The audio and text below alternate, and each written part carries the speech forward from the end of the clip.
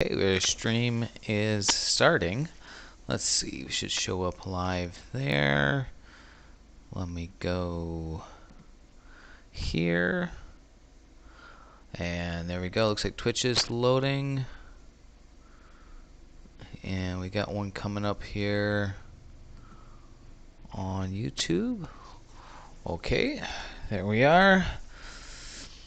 All right, let's see. Make sure those are muted. Right, alright, good, great. Okay, let's see. I want to share this.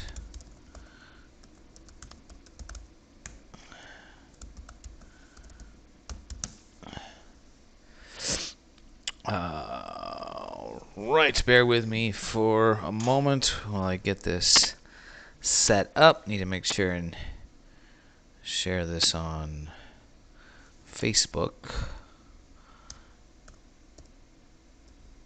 I wasn't logged in on this computer. There we go. Save browser. Good, okay. All right. Now I should be able to, why can't I scroll? Share that to Facebook. There we go. Post to Facebook, all right.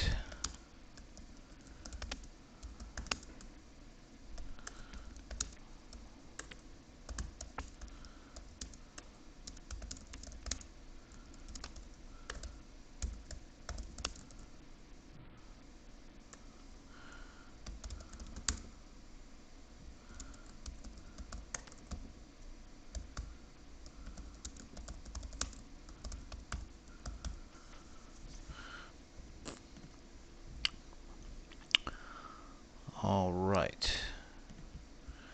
Shared that. The Twitch stream. I don't know if there's a way to share.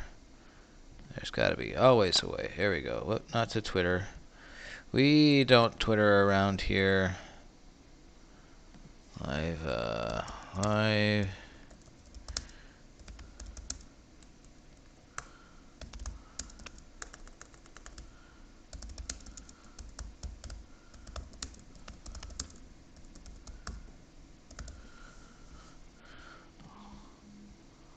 Live streaming.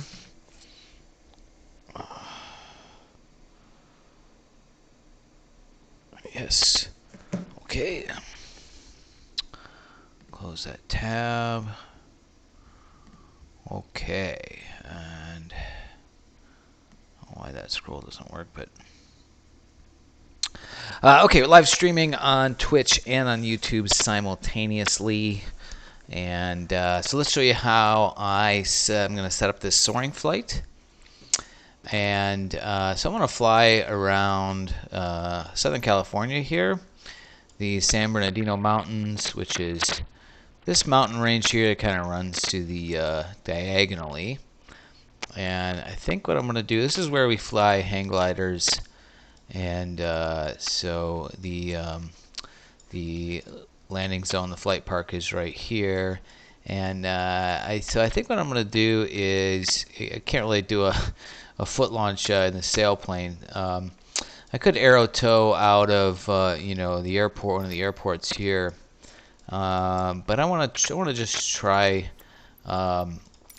flying right around. That's Marshall Peak there, and you can see the launch ramp. But so I'll try Marshall Peak, and what I'll do is I'll slew to an altitude once we get loaded in, and we'll fly the LS-8. Very cool sailplane, and let's fly. So once we get in here, then we're going to set the custom weather settings for optimal soaring conditions. And I haven't flown around here yet, at least in the sailplane. So we'll see how this goes. All right. Okay, here we go. Look at that. That looks very familiar. Ready to fly. Alpha Sierra, I'm gonna X-ray pause Golf it. Sierra is type 7 miles northeast of Lima 675,500 feet. Request flight following. Yeah, 5,500 feet. That's a good altitude to be at to start here. And so I'm gonna go weather, and I'm gonna set for a booming day, like early September. I don't know really if it really matters that. And we'll do right around noon. A little bit of humidity, pressure's good. Temperature, I'm gonna set the temperature super hot, 100 degrees, 104 degrees. Roger, X-ray Golf Sierra. And then we want wind. Wind typically we have here around south-southwest, and I'm gonna give it like 8 knots, I think. 8 knots. That'll produce some a little bit of ridge lift. Yeah, maybe we want more, but yeah, that's alright for now. Same thing, southwest gusts, yeah, with a little bit higher. And okay, and now we want some clouds. So altitude bottom clouds. Let's go with. I'm pretty sure this is AGL. Let's set to yeah. Let's have 8,000 AGL, which will be a really high day. Okay. Yes. Yes. Yes. Now it's looking pretty big.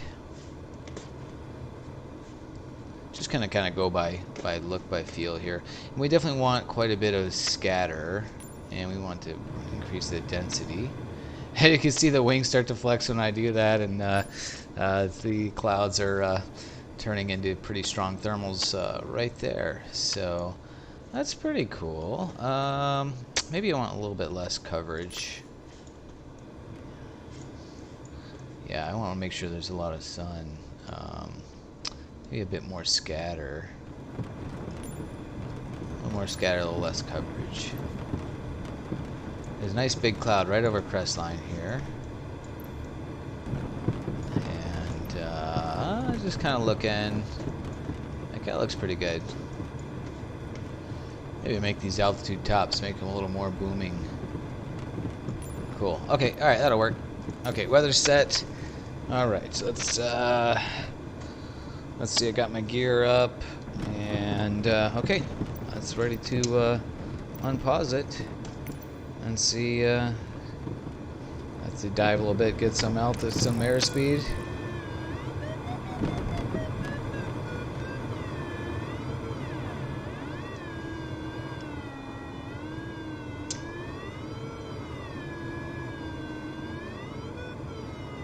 So what'll be interesting is to kind of see if we get a sort of mechanical thermal effect from the mountains that we get, you know, IRL, or if it's really just based on the clouds.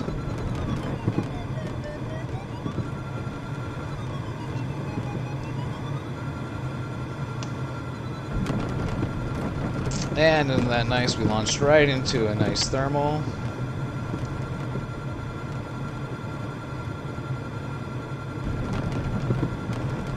Oh yes, very nice.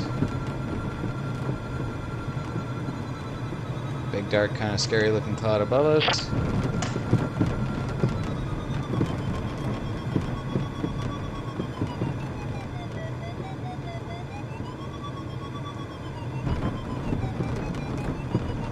$6,100 feet. So that highway right down there below me is Highway 18. And this is the Crestline Ridge, and to the north, looking straight ahead there, that's the high desert, Hesperia area. And flying right over the town of Crestline here off of my right wing. And definitely climbed in many a thermal right out here, and right at this altitude too, 6,500 feet.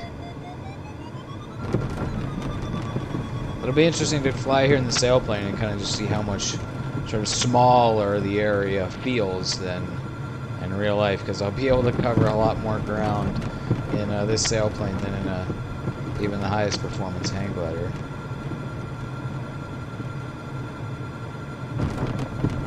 And that's Lake Gregory there, coming up on the left as it's coming around. And we are climbing really nicely through 7,100 feet.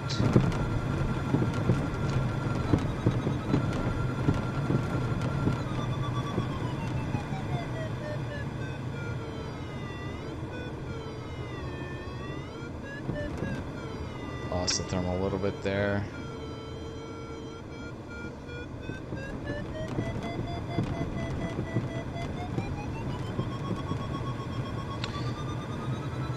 I gotta say, I think the thermaling, I feel is very realistic in the game. And the way you sort of enter and exit thermals. And, you know, the way I just exited there on the downwind side, I kind of flew out of it, flew past it. And, you know, because thermals are not consistent all the way around and all the way up. So you're kind of constantly readjusting and trying to find the core. The difficult thing is you don't get any feedback. You don't feel that vertical acceleration that you would feel in an actual aircraft when you enter the thermal. You're just going completely by the vario. But even by the sound, you can really still tell. I'll kind of roll out a bit there. And, oh, one thing I want to do is you need to turn on your pitot heater, because I had the pitot tube freeze up on me.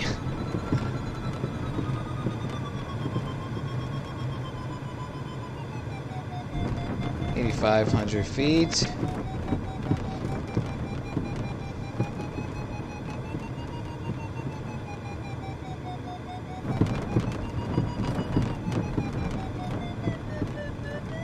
Pretty sure the thermal's trying to lift my left wing here. Yeah, turn into it, and there comes the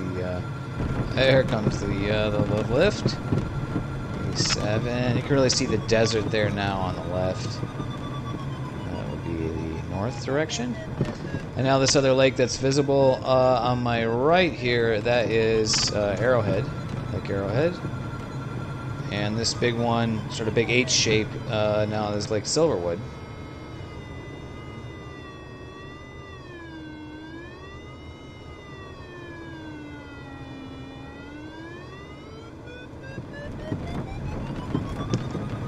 $9,000 feet. 9,000 feet is like plenty high enough to go pretty much anywhere out here in a hang glider or a paraglider. So in a sailplane, we've got plenty of altitude.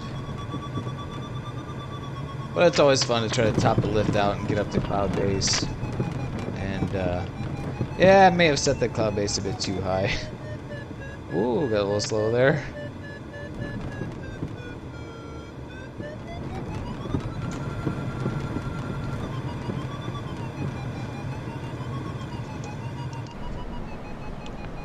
Sometimes fun to get the external view here. Very cool looking.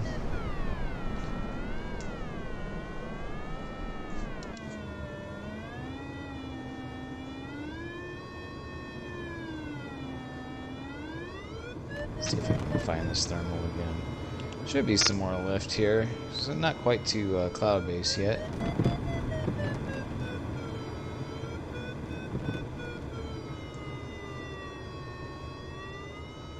Probably if I fly straight out under that one in front of me there, I could find another thermal, but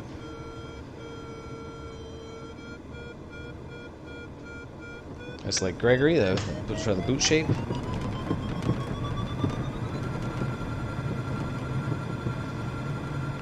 There's the core, and if we pass it a little bit.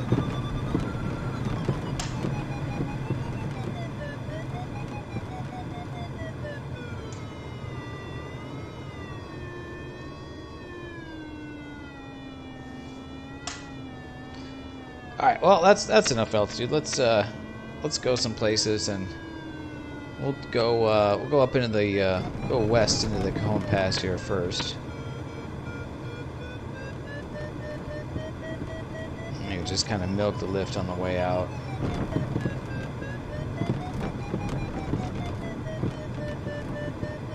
Of course, the scenery in Microsoft Flight Simulator is phenomenal, and the way they model the scenery is really really remarkable and so realistic. I mean, like, you know, I know exactly what this looks like in real life, and but some things are could use a little bit of tweaking. Like, you know, the desert just in generally looks a little bit too green, especially for this kind of time of year.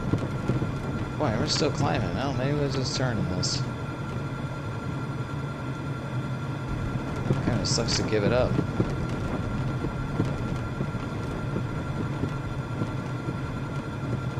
10,000 feet here.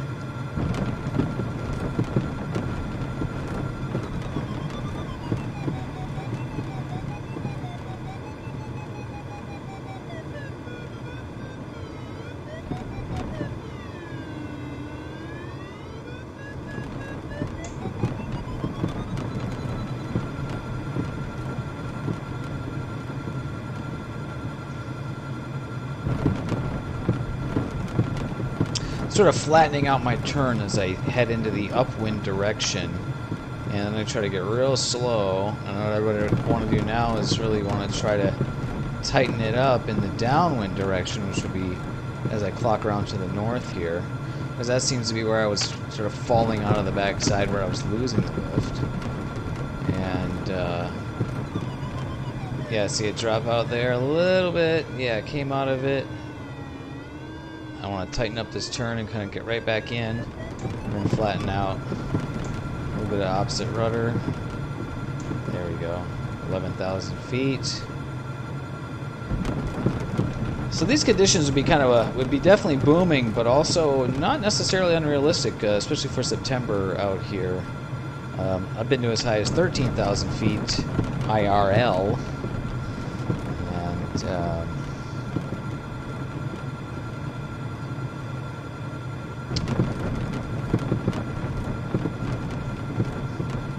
getting up to this right after this cloud here now.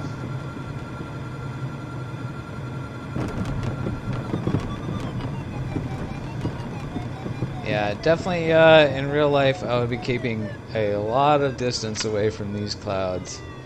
Those are kind of dark and ominous and scary. And if you get sucked up into a cloud like that, yeah, you could be in for a rough ride. What's nice about the simulator is you can just play with it and not worry about, you know, dying. 12,600 feet.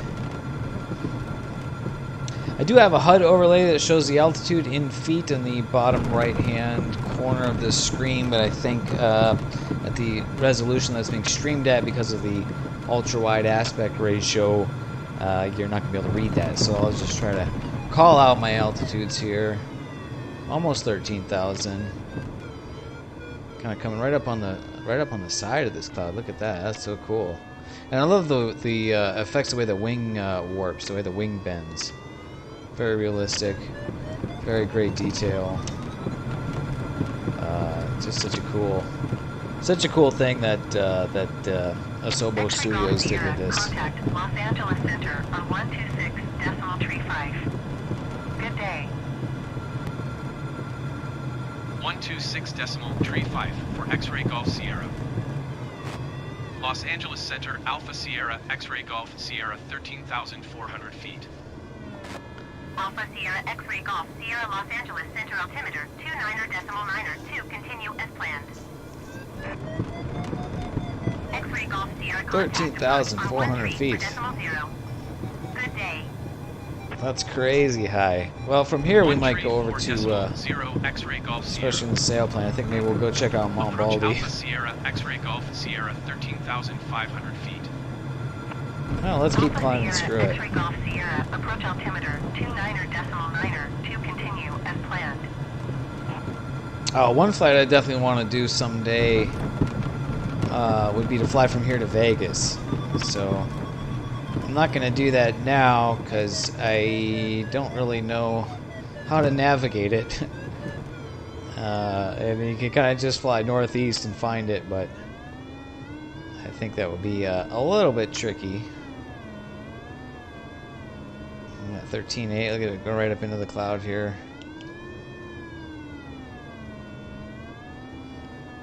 This kind of wispy cloud forming on my right.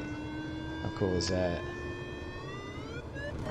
X-ray Golf Sierra, contact Los Angeles Center on 126.35. Good day. 126.35 for X-ray Golf Sierra. Los Angeles Center Alpha Sierra X-ray Golf Sierra 13,800 feet. Alpha Sierra X-ray Yeah, Golf that was Sierra pretty Los dreamy. Angeles Center altimeter 29.9 to continue as planned. X-ray Golf Sierra contact approach on 13 for decimal 0. Good day. 134.0 for X-ray Golf Sierra. Approach Alpha Sierra X-ray Golf Sierra 13,900 feet. Alpha Sierra X-ray Golf Sierra approach altimeter 29.9 to continue as planned. 14,000 feet now. Now we're just kind of playing with these cool clouds here. Look at this. Los Angeles Center on 126.35. Oh, that is super awesome. Good day. 126.35 for X-ray Golf Sierra. Los Angeles Center Alpha Sierra X-ray Golf Sierra 14,300 feet. Alpha Sierra X-ray Golf Sierra Los Angeles Center altimeter 29.9 to continue as planned.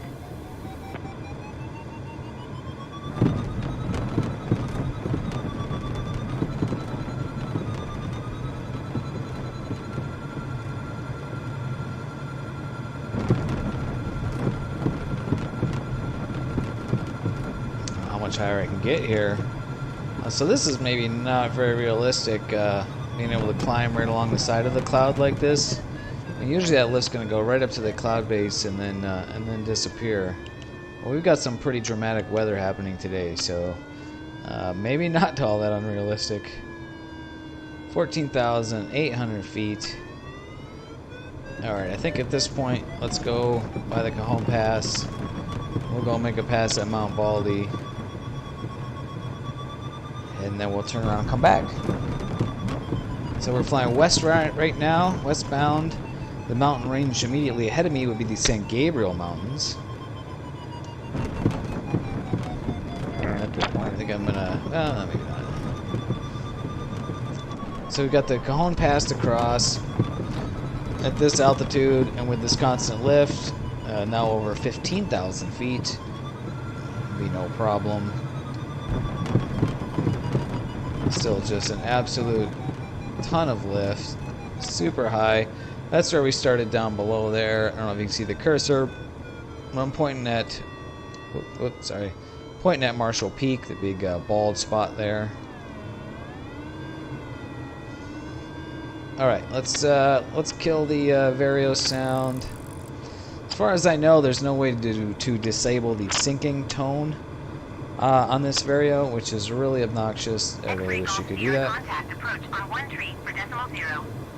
Good day. I also wish you could disable the air traffic control, because I don't think I need to X-ray Golf Sierra. really talk to air traffic control. Approach Alpha Sierra X-ray Golf Sierra 14,700 These guys just kind of annoy me. Alpha Sierra X-ray Golf Sierra approach altimeter All right. 29.9 to continue as planned.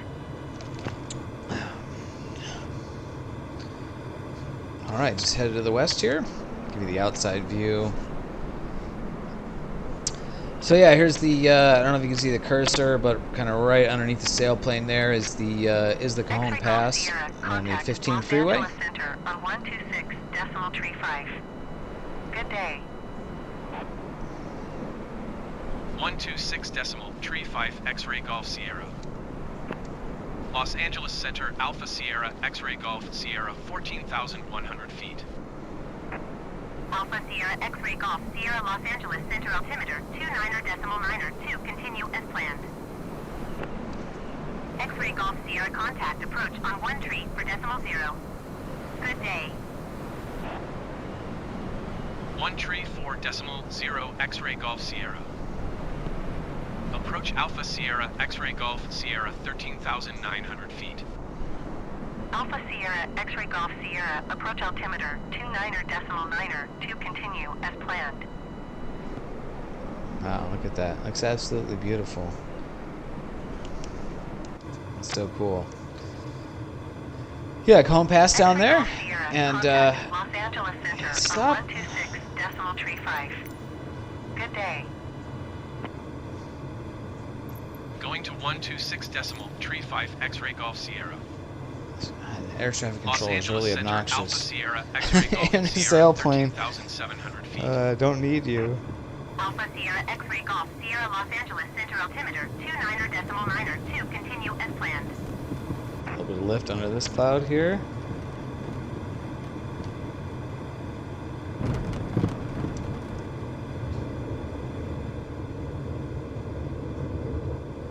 X-ray Golf Sierra contact approach on 1 tree for decimal Stop 0. with the...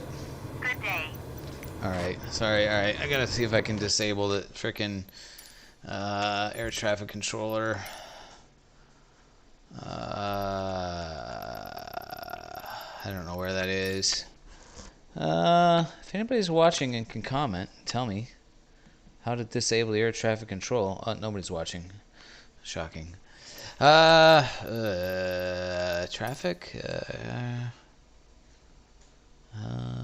Let's see.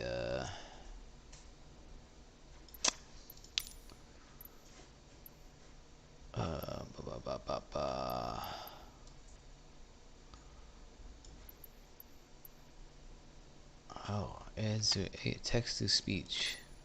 Offline? Is that what I want? Oh, text to speech. Off.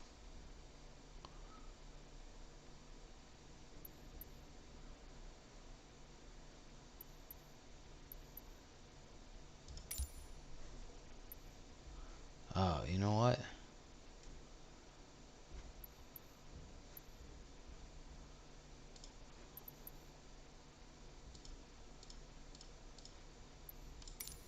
There.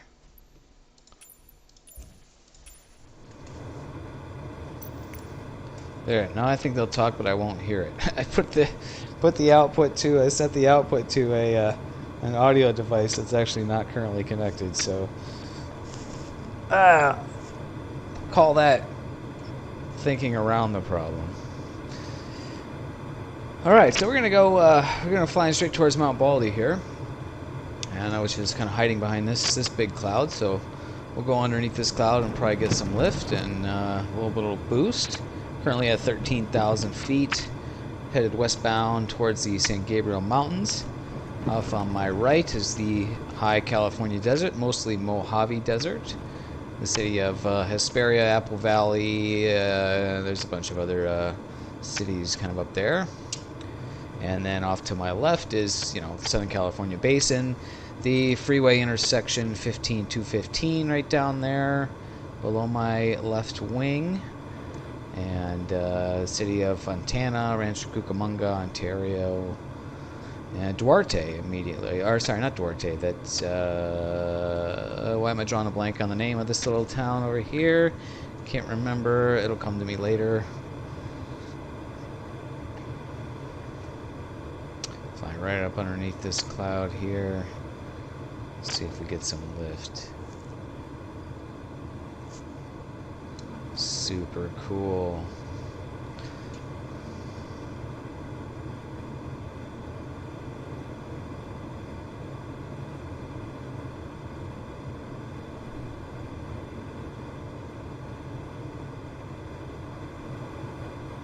Ooh, some turbulence.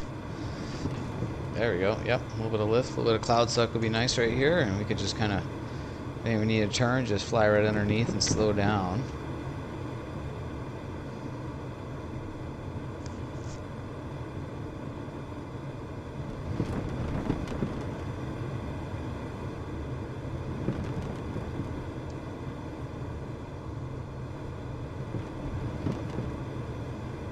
I find soaring flight just so much more fascinating and interesting than powered flight. I played around with Microsoft Flight Simulator with this version for a while, mostly because it just looks amazing. And then I finally got the flight controls, and the throttle and the rudder pedals and stuff, and so I can kind of do it the right way. Upgraded my PC hardware so it would run smoother. And then I played around a little bit, and like, okay, I could take off and land and fly from one airport to the other, and but then I just kind of quickly got over it, and like, okay, whatever, like, it's like, you power up, take off, climb to altitude, and then fly in a straight line for 15 minutes or 30 minutes or an hour or something, and it's powered airplanes are just so boring, it's just not interesting versus the challenge of soaring flight, finding thermals, climbing in thermals. It's just so much more interesting. So anyways, when they released the new update here, just a couple of weeks ago, the 40th anniversary update here for Microsoft Flight Simulator, they included gliders and this soaring model. And yeah, now I find myself pretty engrossed and just really excited again, and having a good time, and enjoying this much more than flying powered airplanes. So very cool. Very glad they did that. And kind of sinking out here. Yeah, 12,000 feet. Didn't really get much lift under that cloud. Might have to kind of veer. I don't think I don't want to get in the lee side here of the mountains too much. So I'm going to kind of veer to the left of Mount Baldy. The peaks my left right now would be Cucamonga and Ontario Peak. And Mount Baldy is the highest peak in the San Gabriels, and it sits back a little bit further. It's obscured by my control instrument panel right now. But there's some clouds there, so maybe we can get some lift and get back up once we get over there.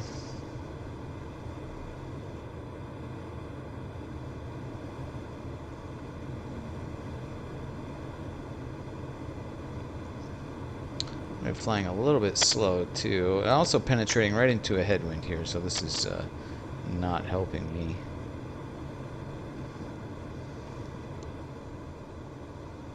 Right over the Cajon Pass right now. That's the 15 freeway there. And kind of up here, I don't know if you can see the cursor, but that is the town of Wrightwood. I think that's Wrightwood right there. So I'm pretty sure. Oh, Mount Baldy is. Yeah, okay. Mount Baldy is off on the right here. You can see it's called Mount Baldy because there's no trees up there. It's like a bald. It's a baldy.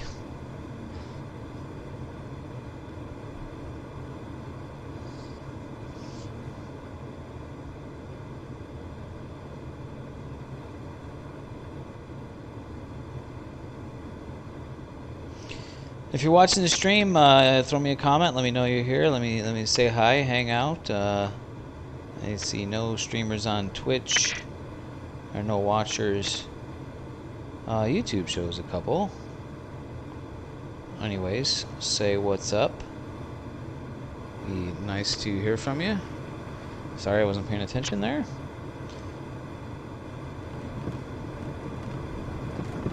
Ooh, got some lift there. Let's turn the Vario on and see if we can work that. Oh yeah, we're climbing.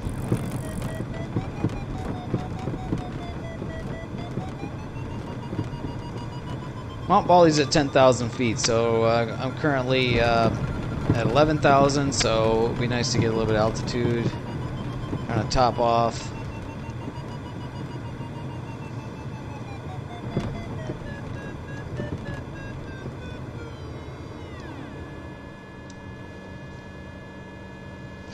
Anybody who's driven from Socal to Vegas probably has gone up the 15 freeway, the Cajon Pass right there. They're probably pretty familiar with that area.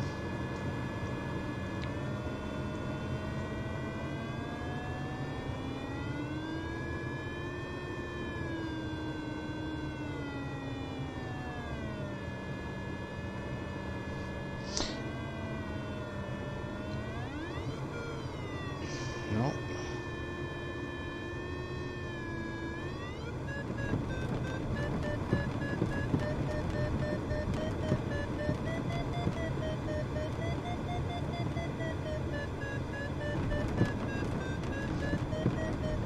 Yeah, so that's Mount Bali off on my right there.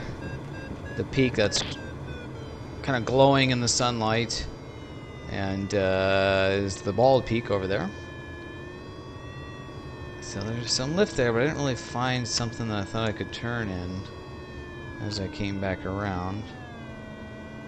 I find pretty slow. I think I'm just going to head over here to Cucamonga. Definitely penetrating a headwind kind of in the lee side here, so if I was in a hang glider, this would be a really bad place to be.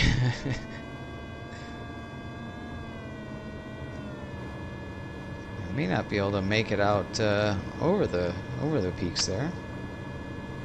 We'll see how this goes. Some clouds above me in front, so in front of me and above. Might be able to get up there. Down to 10,600 feet.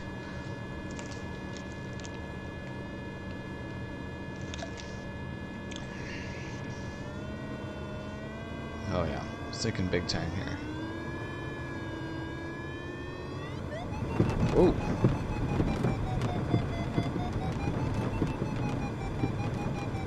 Okay, let's see, maybe this will do it.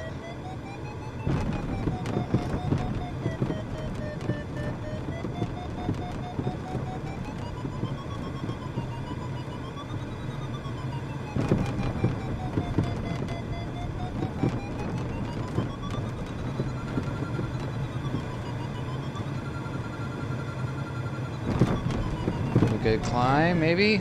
I'm losing it on the downwind side, which is pretty typical. I got really slow there. One of the tricks with thermaling is you want to fly as slow as possible to maximize your time in the rising air, but obviously you can't fly too slow because the airplane will stall.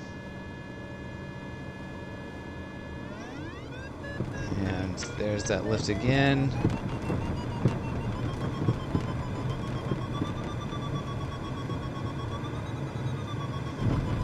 So I'm going to try turning the opposite direction now. Oh, bad idea. Let's just try to bring it back around. So maybe we need to try to turn really tightly here.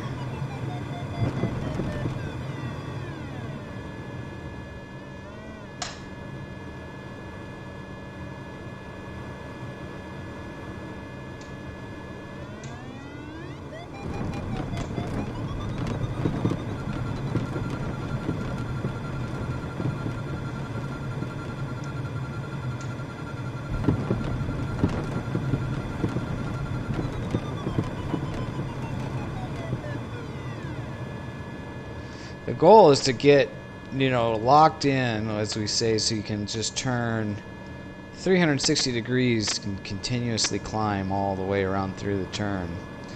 And here I'm getting like, I don't know, maybe 90 degrees, right, where it's really good. So this is a really small thermal where I'm just not finding a good core and I'm just flying out of it.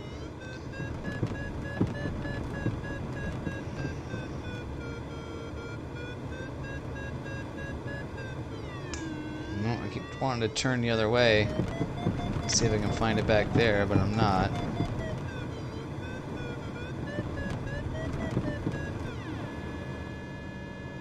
Ooh. Down to 9,800 feet here. Sinking pretty bad. I'm kind of in the lee side of the mountains, as the wind will be coming up from the southwest, so not really in the best place right now. I think maybe I need to turn back. Yeah, this is not looking good. Alright, I'm bailing on this.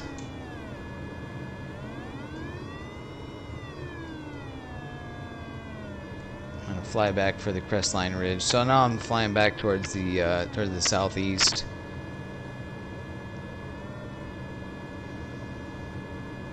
Kind of in a big blue hole here now too, so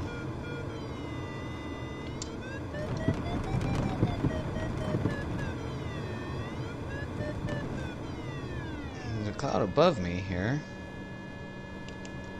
Well, maybe I'll try a little bit more.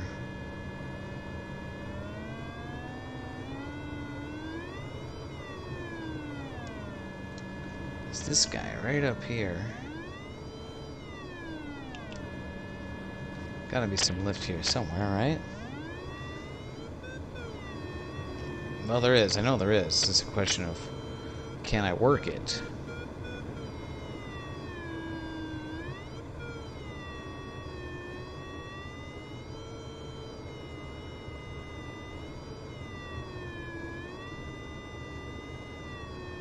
I think that's a no.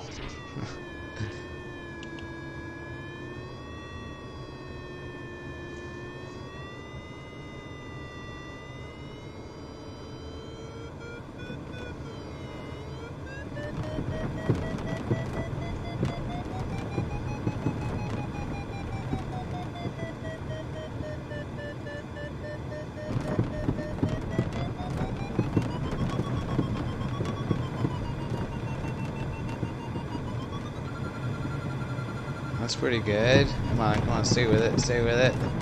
Come on, keep going, lift, keep going.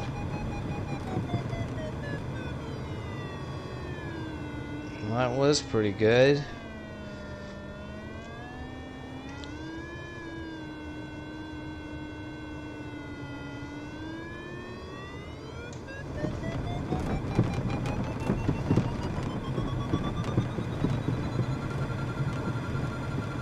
There we go, there we go.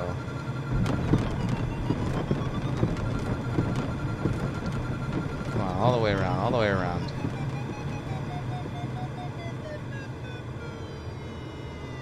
Well, climbed a little bit there, but it's pretty inconsistent, right?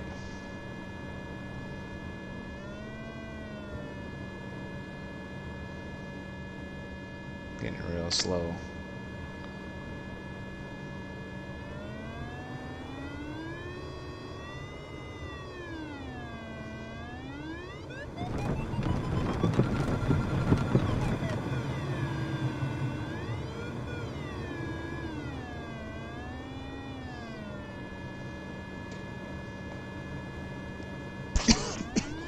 Alright, we're gonna head back.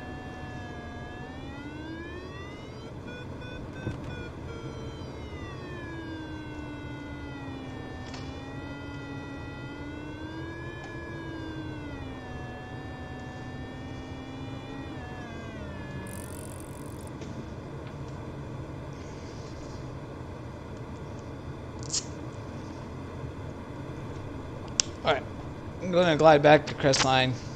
And I'm gonna eat this apple. So now we're flying towards the southwest. Woof! Oh, maybe not. No.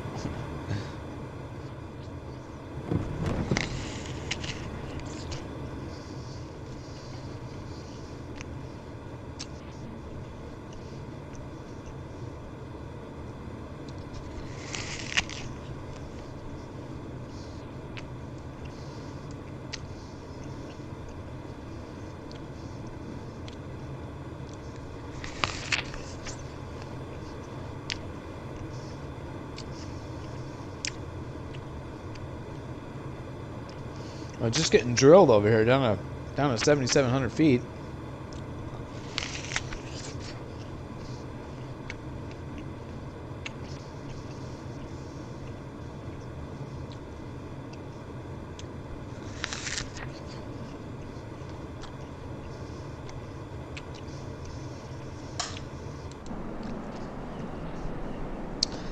Boy, not quite able to make it over there to Mount Baldy, even on a day like today. That's kind of realistic, honestly. Where you think you can get someplace, and then you just maybe you pick a bad line, and I should have gone probably towards the more out towards the front of the mountain range instead of just straight towards it.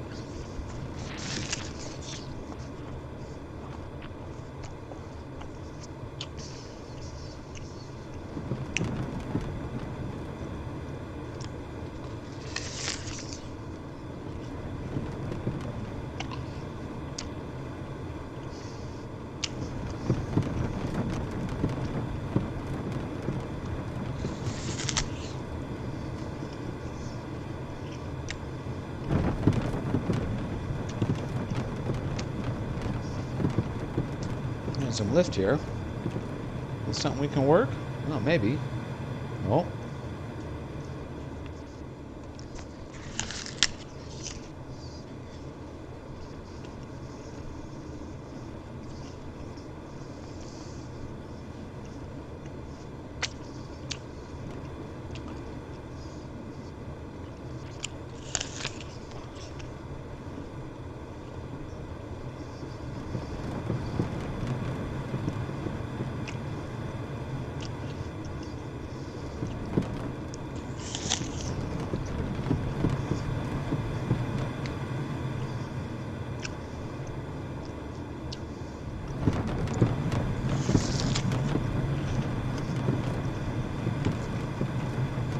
Okay, now I should try and work it.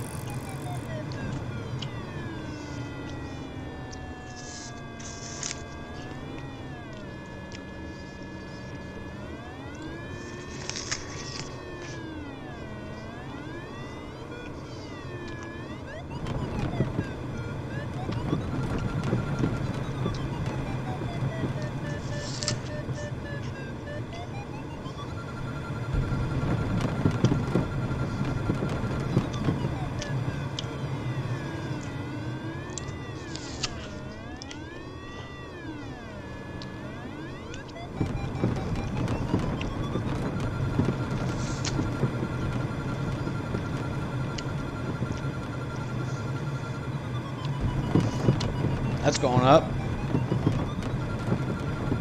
Come on, stay with it.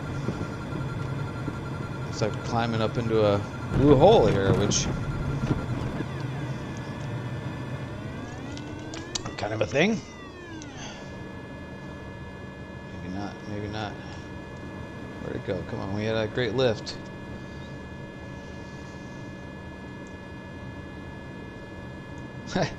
But that's pretty realistic too. I mean, from 1 second to another, you can be climbing like crazy, and then not.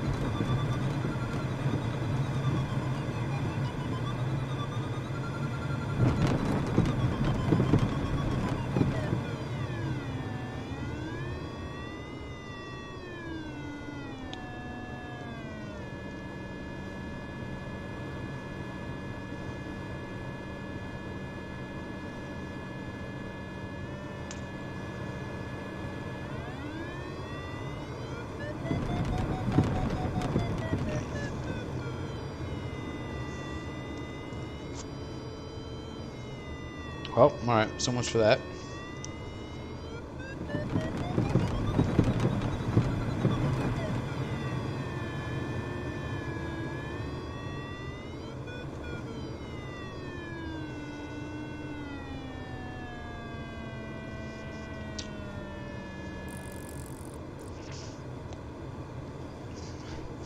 Looks like we got some clouds forming kind of up ahead here.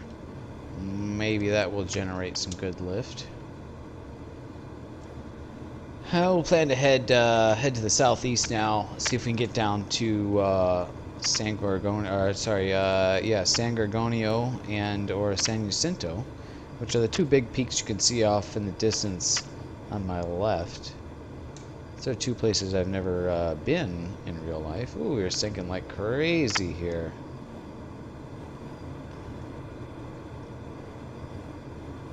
But getting drilled like this in the Cajon Pass is it's pretty realistic. It's on to 6,600 feet. And, oof. Yeah, this is an area that can be really nasty. As I'm finding. Sinking like mad. 6,200 feet.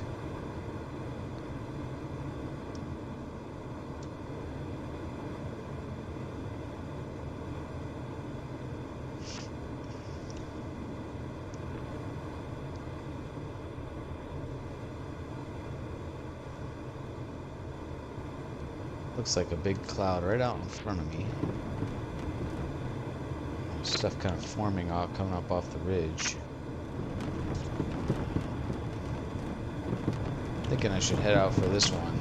Ooh, here we go. Feeling like a lot of energy.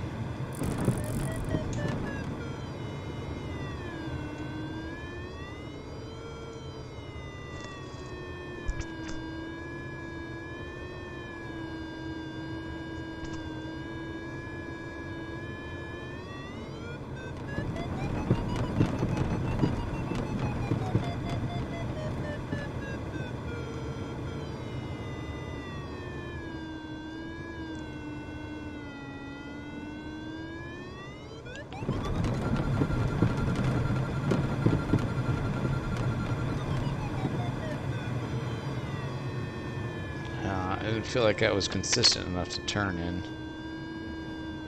I'll head straight out underneath here. This little cloud.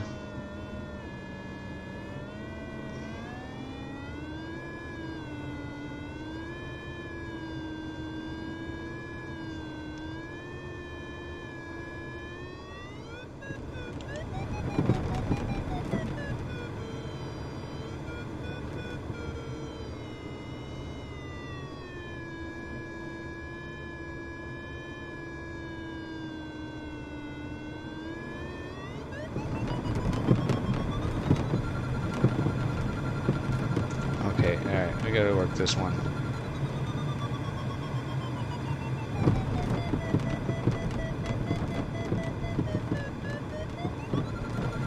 This feels pretty good.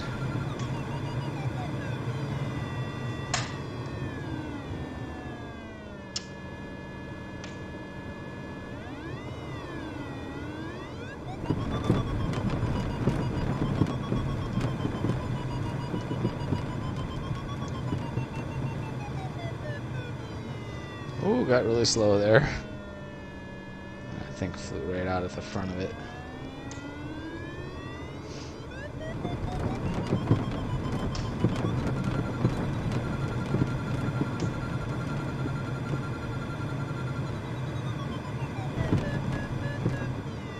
Oh, 6,300 feet. See if we can't get back up.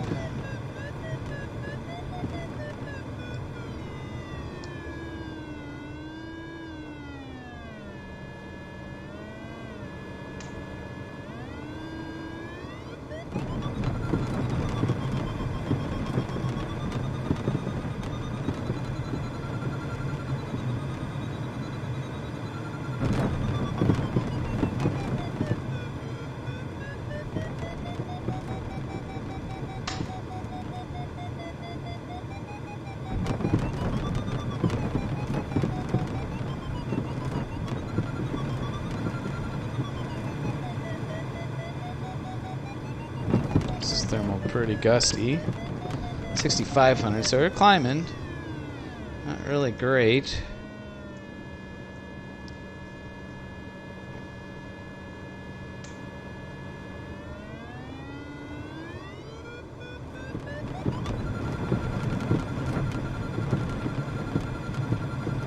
Just flatten out here if I... Yeah, too much.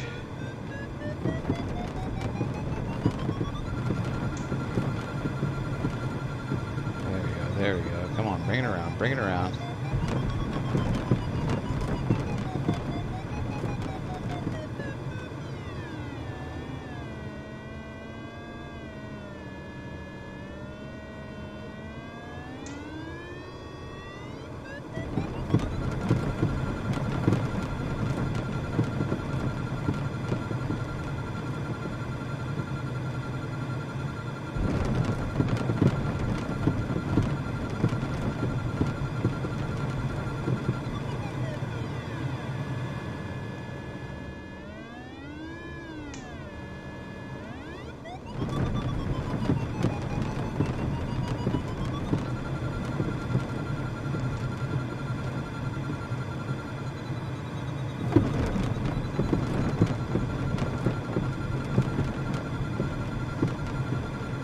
.7,400 feet, so we're getting back up there. This this thermal is doing it. A little punchy. Not super consistent, but climbed about 1,000 feet in it.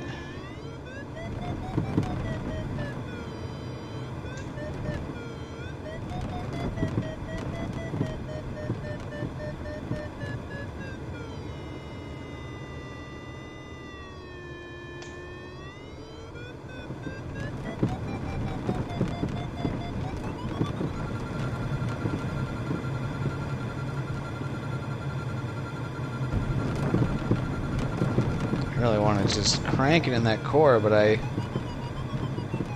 seem to just fly right out of it. Oh, and there's the spin stall. I do that every now and then.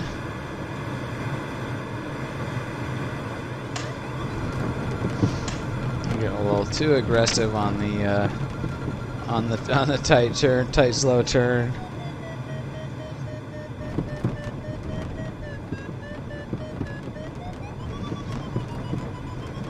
Quite a bit more dramatic when that happens in the sailplane than in a hang glider.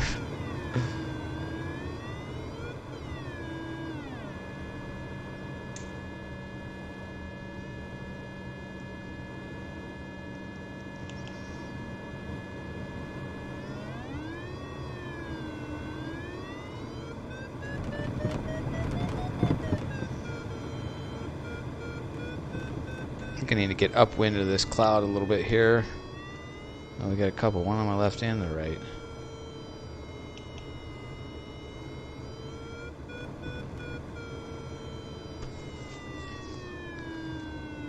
So the wind's coming from my right a little bit, from this direction, from the southwest. So I would expect the lift to be, you know, kind of on a diagonal line coming out from underneath the cloud, not directly underneath it. So something like around here. So we're going to kind of search in this area.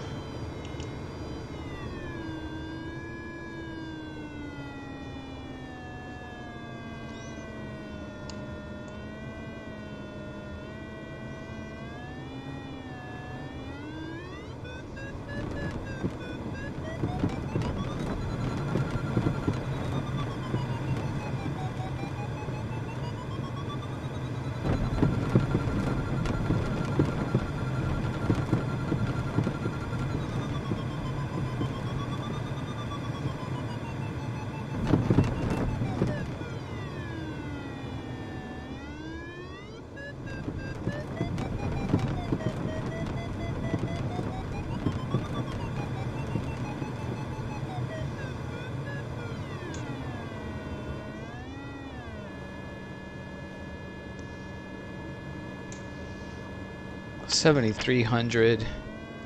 Not climbing very well here.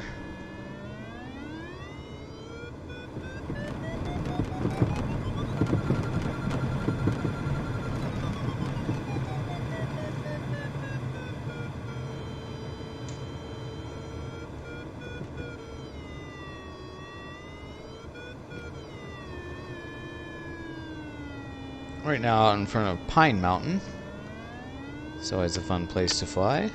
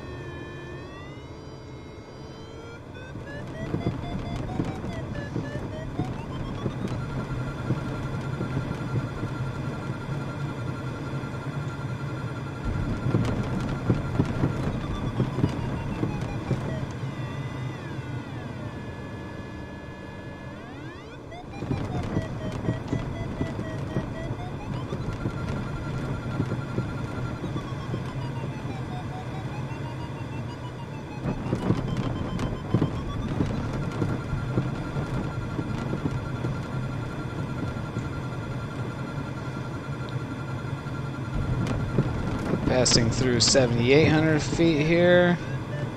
This climb is working a little better.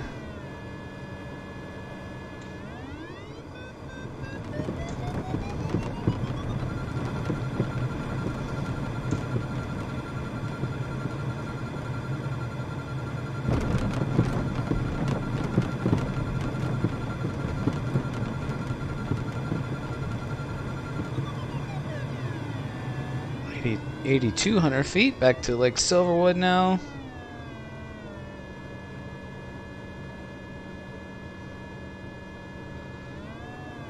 Would like to be higher, but let's just head down the mountain range here.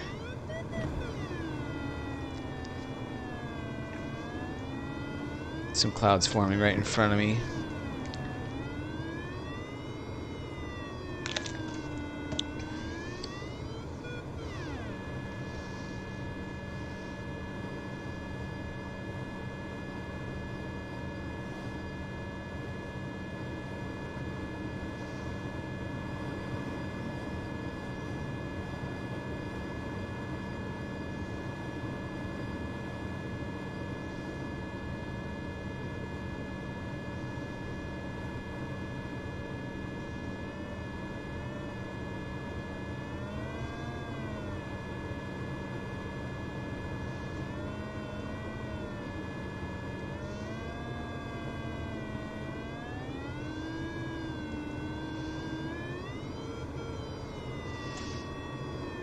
I'll just fly along the crestline ridge here.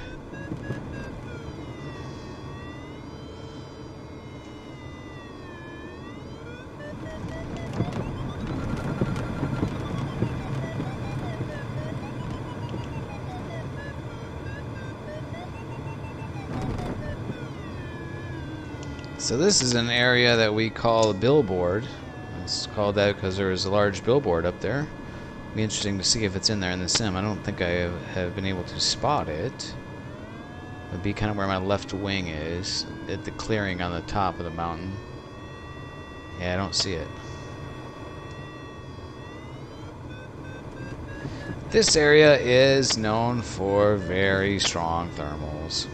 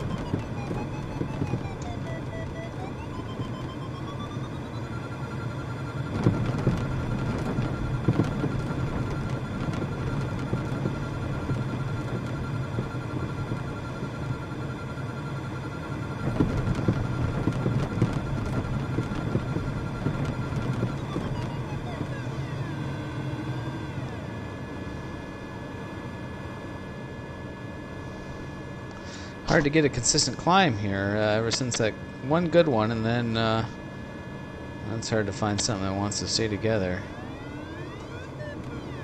that I can turn a full 360 degrees in.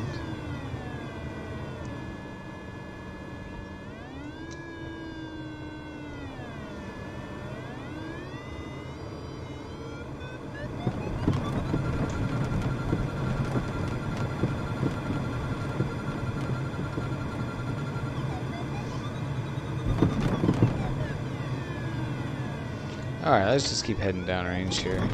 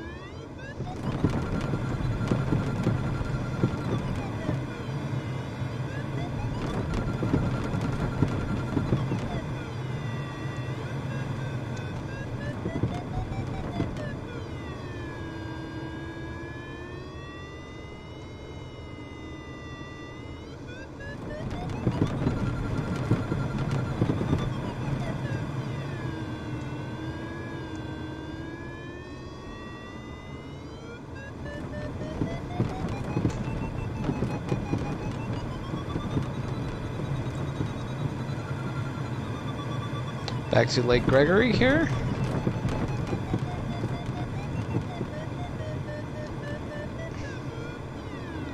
Now this area where I'm trying to soar here now is known for being quite turbulent.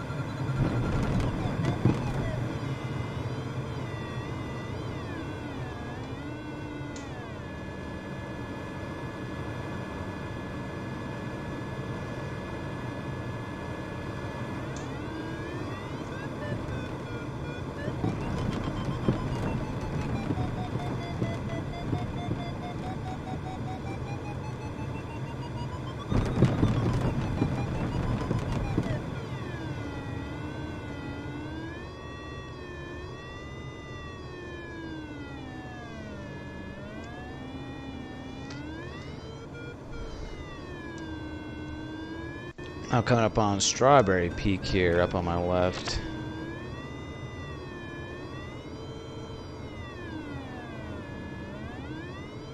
Some clouds kind of forming out in front of here. This might be a good place to be.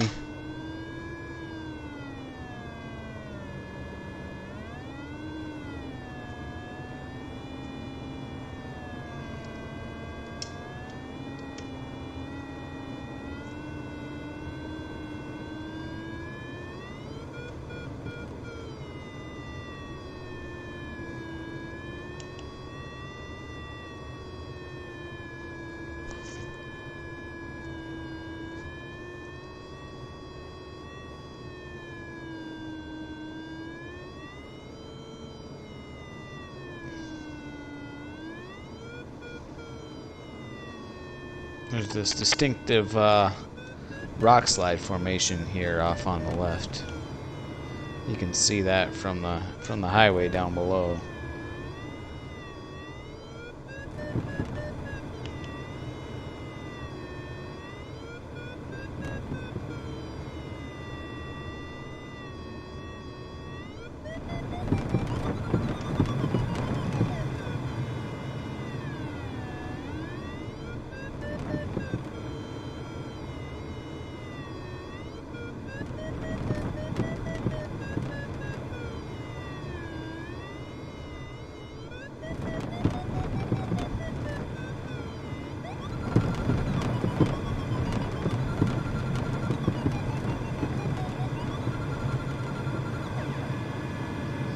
that one from lift to sink immediately.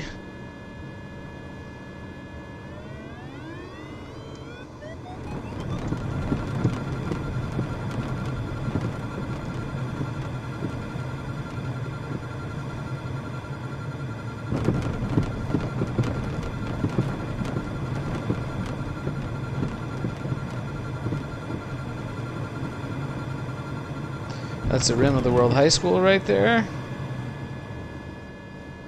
7,000 feet. Hopefully I can pick this lift up again when I come back around.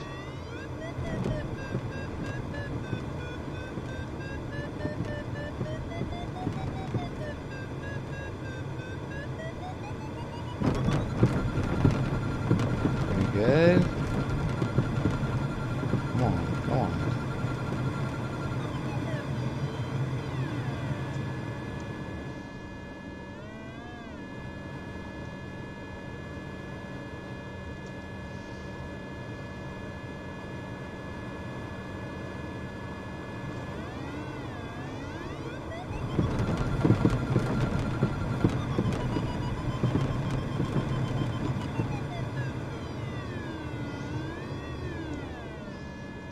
It's pretty small.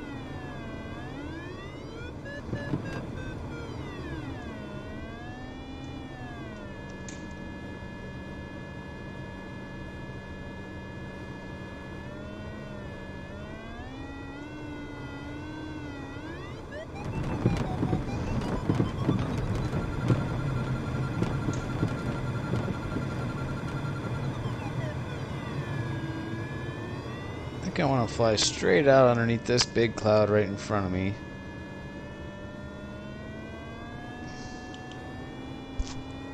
Let's see if we can't use that one.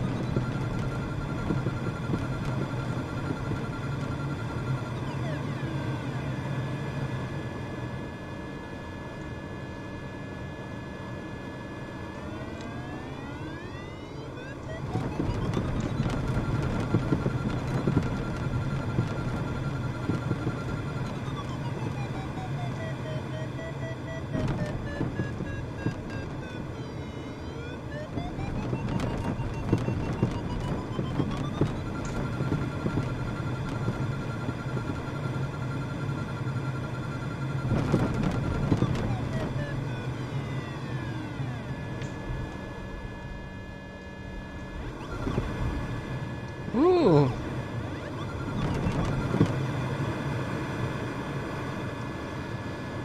I find one good climb at the beginning and then can't really connect with another one here consistently.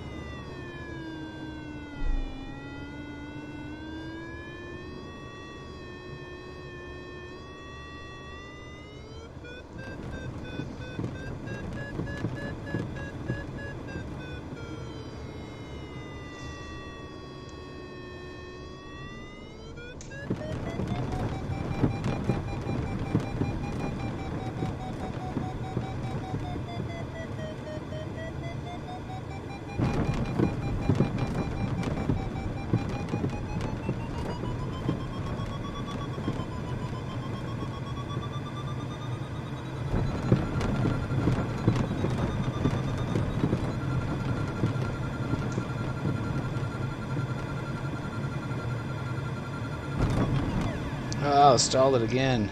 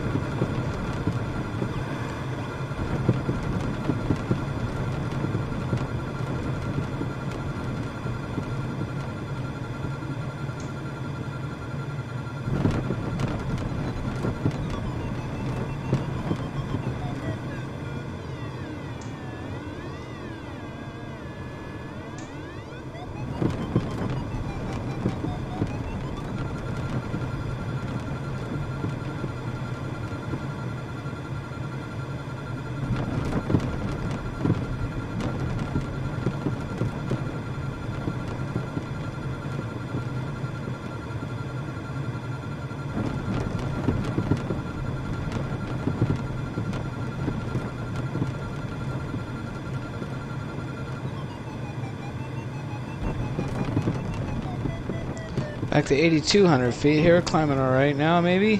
Ah, as soon as I said that.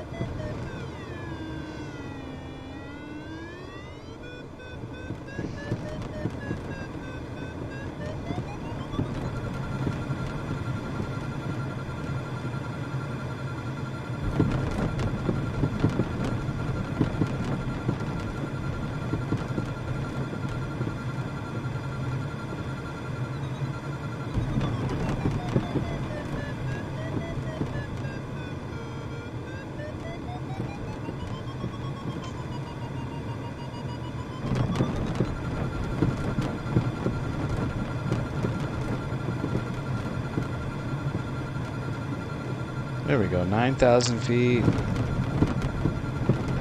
Come on, keep going up. Whew, that was a bit of a struggle. 93.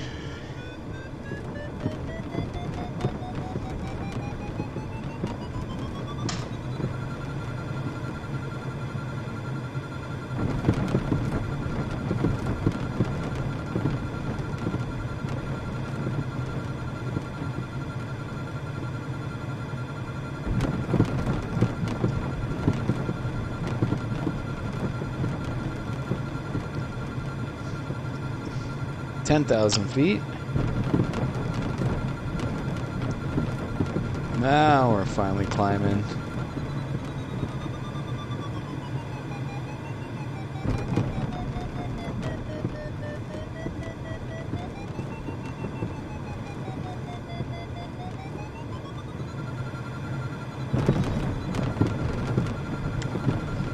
Whew, all right, 10,500. We're getting back in the game here.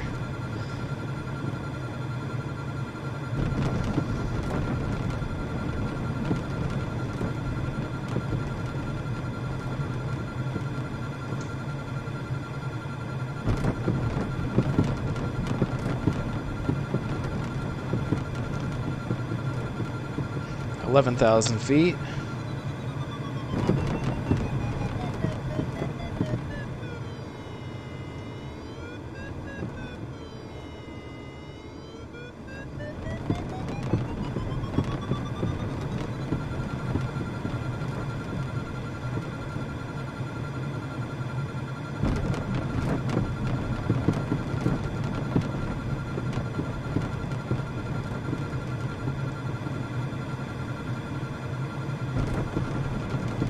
There's our first look at Big Bear Lake, straight ahead now as I'm clocking around.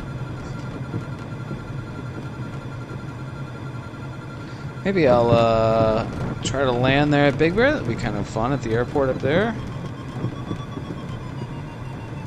Coming right up underneath this cloud. Really dark, ominous bottom here. Let's see if we can't get into the White Room at 12,000 feet.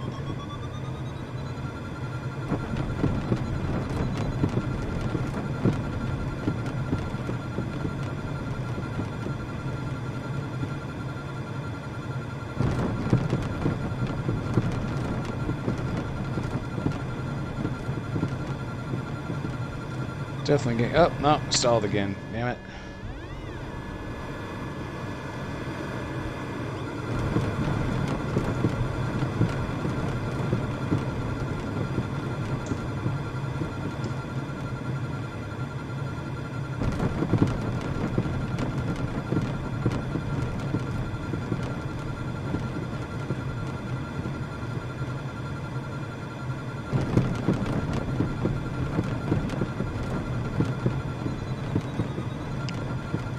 They're at 13,000.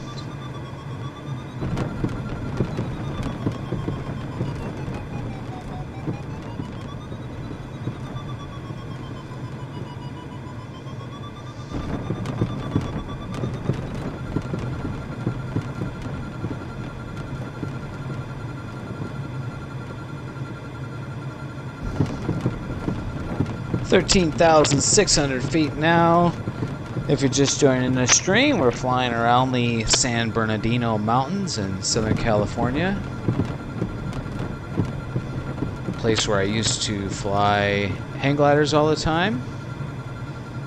I'm very familiar with the terrain here, so it's kind of fun to experience it again in the simulator.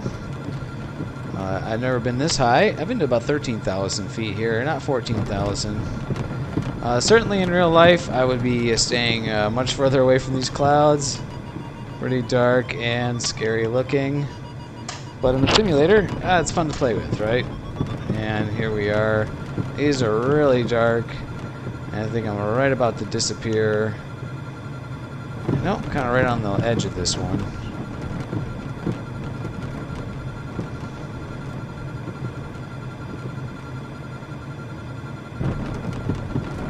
$15,000 feet. Here's where I'm not so sure about the accuracy of the simulation here. I don't think you'd be able to... You could get up this high maybe if you got sucked into the cloud, but I'm kind of on the edge of it, so... but let's just have some fun and see how high we can get. 15,500 feet now.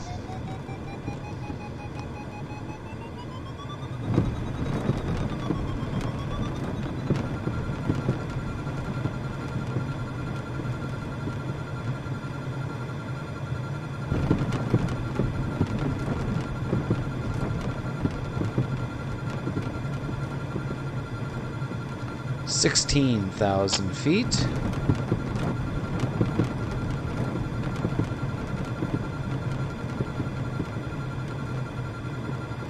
And it's still absolutely climbing like crazy.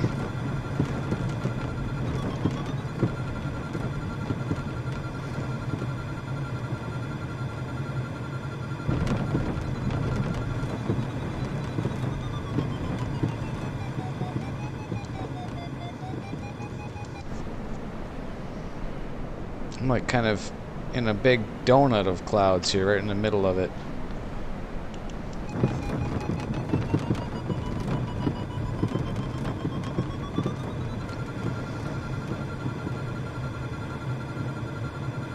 Alright, here we are, 17,000 feet. I'm just going to start heading east. Maybe let's fly through this cloud because it'll be kind of fun.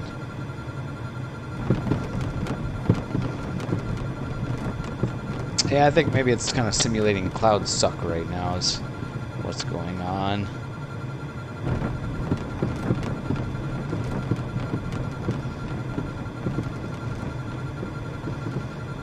$18,000 feet almost, 17.5 as I go into this cloud. Into the white room here, as we say. Here's where things can become so disorienting, as you can't tell what's up or down. Yeah, I'm completely whited out. I have no idea if the wings are level. Oh, kind of breaking through it there. Oh, look at that. That's so cool. Oh, it got really slow.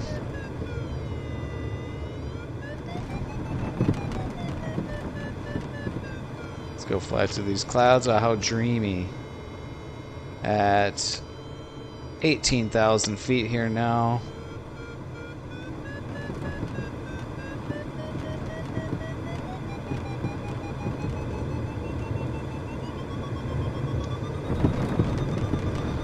It was kind of touch and go there for a little while.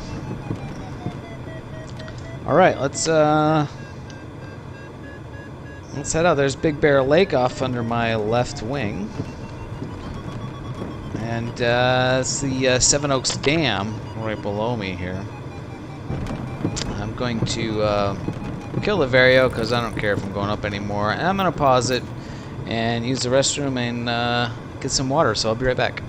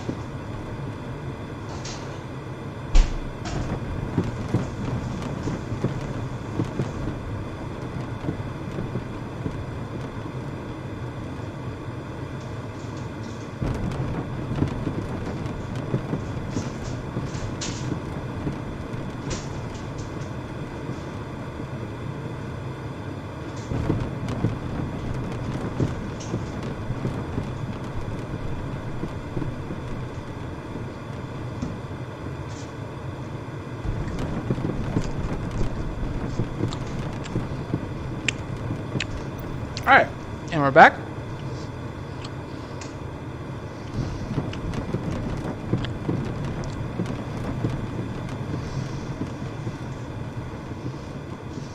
Had to get a snack. Big Bear Lake out on the left over there.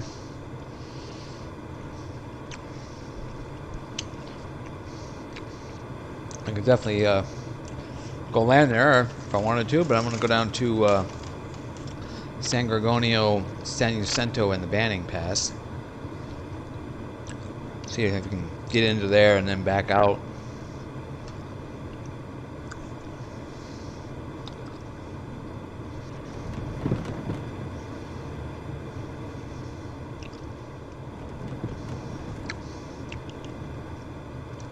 Then go land down at Redlands or San Bernardino International Airport. Something like that, maybe is the plan. Or maybe we'll keep heading up in the desert. And get to San Jacinto's melt, so we can probably glide to Palm Desert.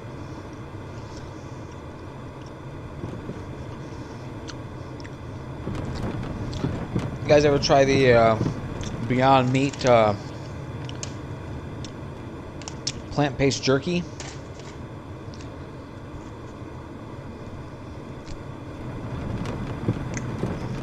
It's okay.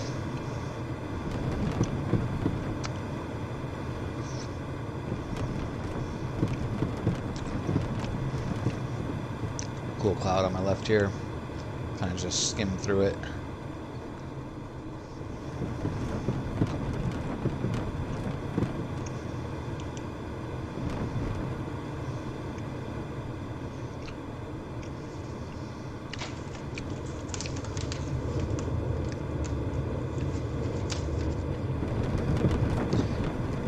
Ah, cool, the sound. I don't know if you can hear that on the stream, but the sound changes a little bit as you go through the cloud.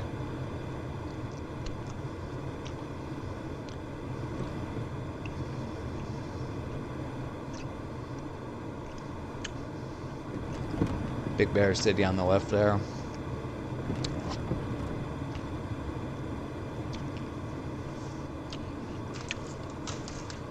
There down on my right, you can see the Seven Oaks Dam.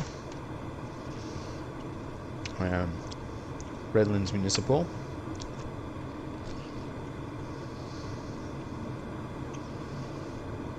I've landed the hang glider there a couple times. Gone to the Hangar 24 Brewery.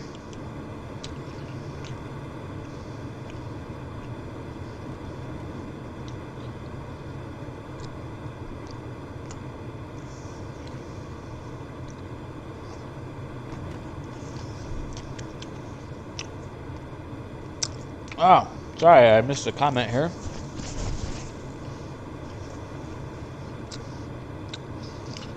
It says, hey, I'm install MFS now. All right. We'll get her going.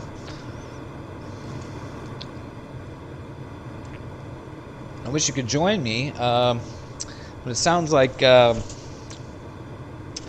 don't know how the multiplayer works in this game. Is kind of it's kind of a mystery. It sounds like you can't do online multiplayer and have custom weather, and it's the custom weather that's allowing me to have really epic soaring conditions. So if we did live weather, you'd have to find a spot on Earth where there would be good soaring conditions.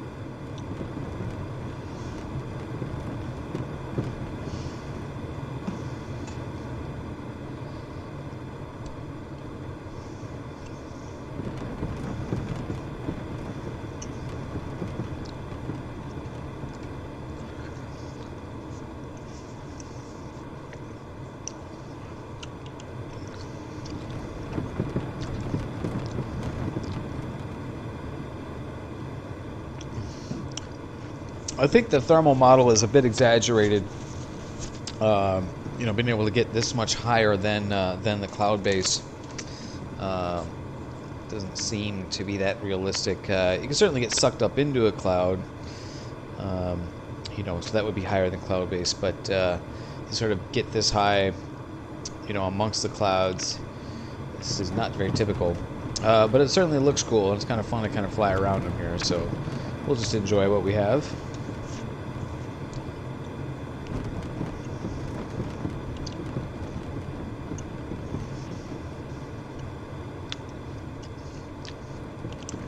Also, I kind of typically, you know, stop climbing as you get close to the cloud base, or you know, just fly away from the cloud, as it can be pretty scary. You don't want to go into the cloud. So in real life, in the simulator, obviously, we can just have fun with it. So.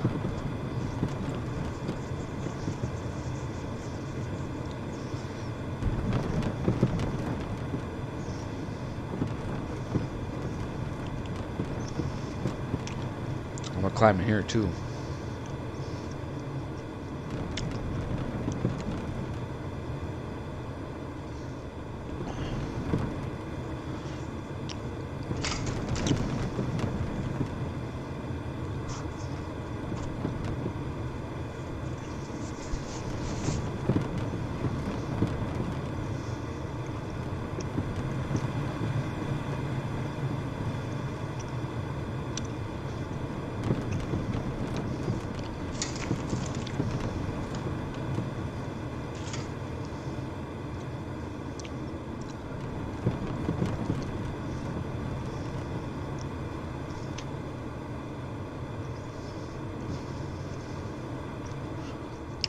This will be very cool in VR. I do believe.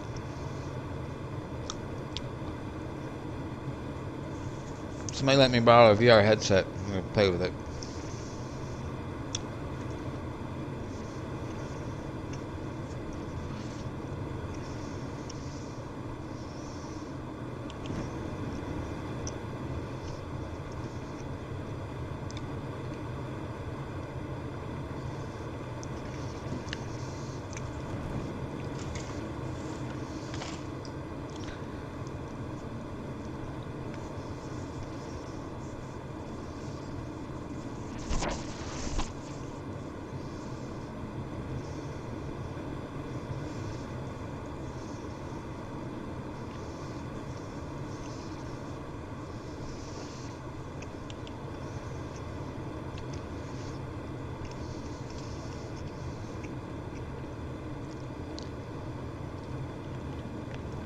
Alright, coming up on San Gorgonio here. That is the tallest peak in Southern California. At 11 or 12,000 feet. Not quite sure off the top of my head.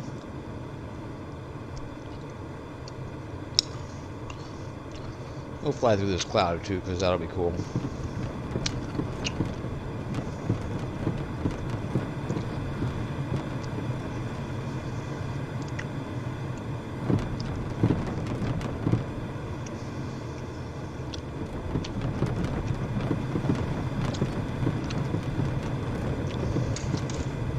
There's lift in here.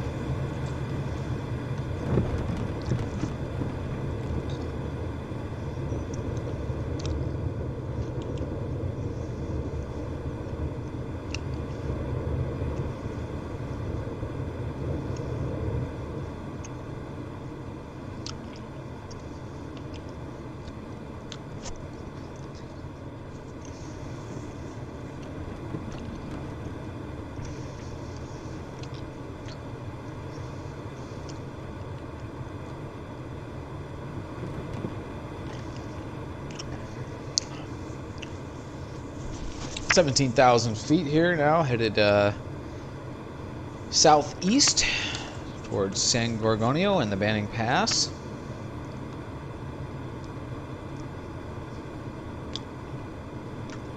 There's the peak on my left.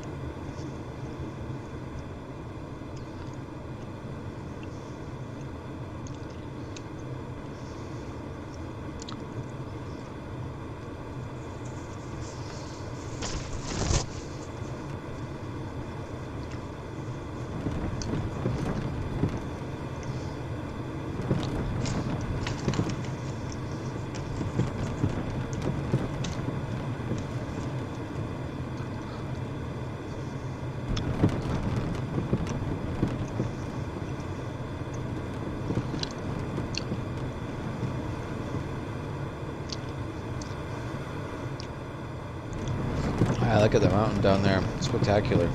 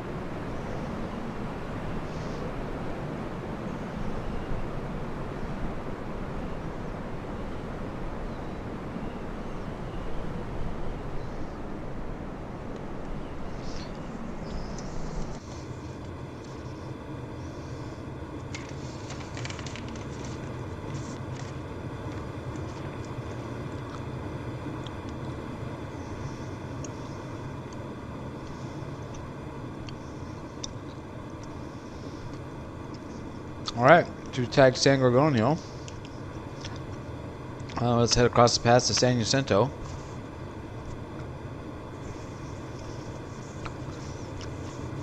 The freeway running up the pass straight ahead there is the 10 freeway.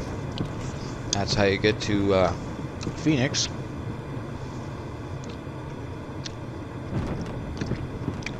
Headed southeast here.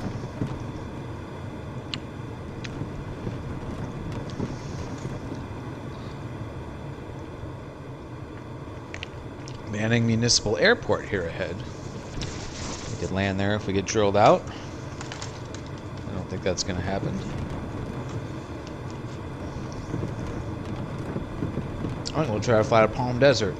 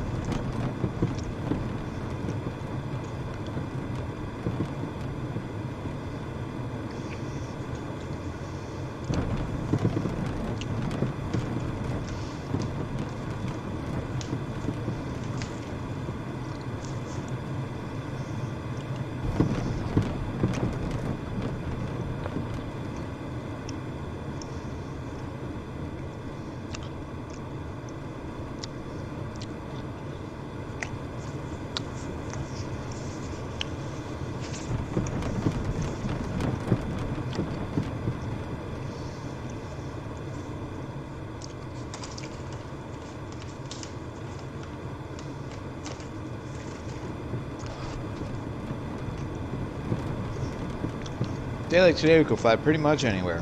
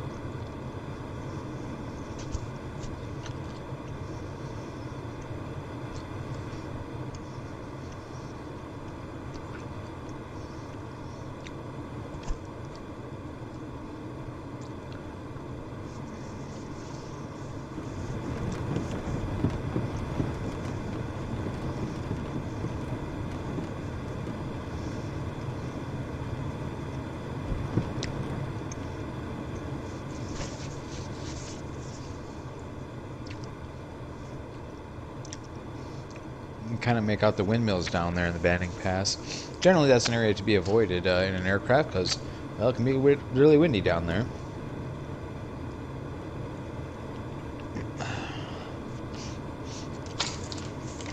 Be cool to fly through there and check it out, though, in the simulator. Yeah, look at all the windmills now. They're starting to pop in, kind of.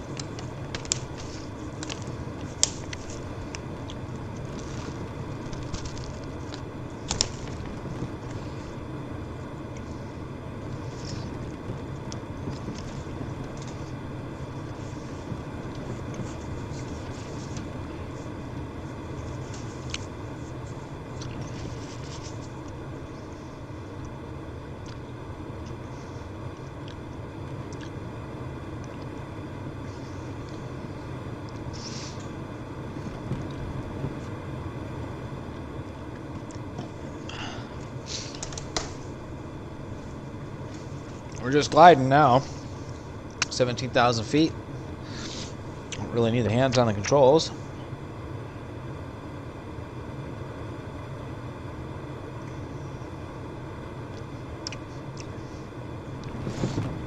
We'll fly through this cloud here on our way to San Jacinto.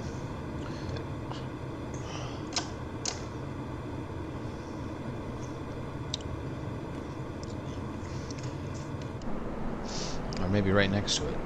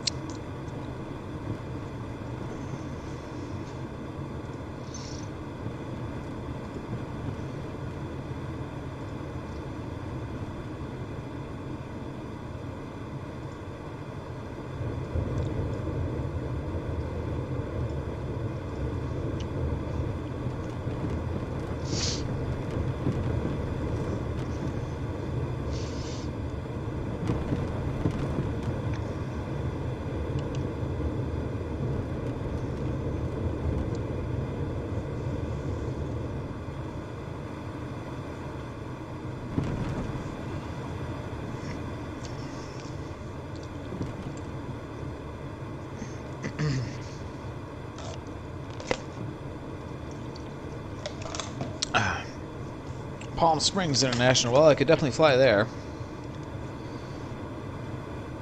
That's kind of boring, though.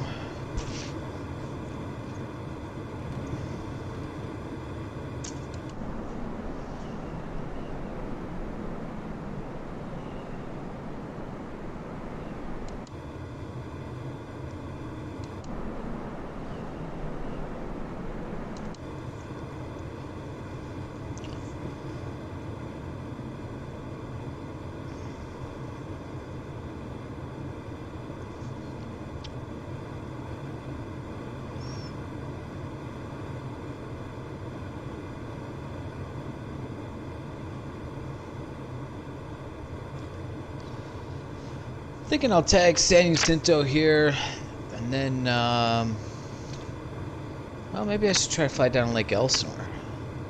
Probably glide to there from here at 17,000 feet. I don't really know exactly how to get there, but I know I can find it.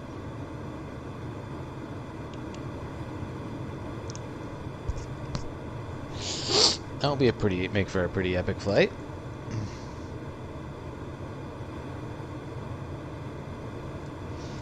can get the, whoops, not that. Get the VFR map.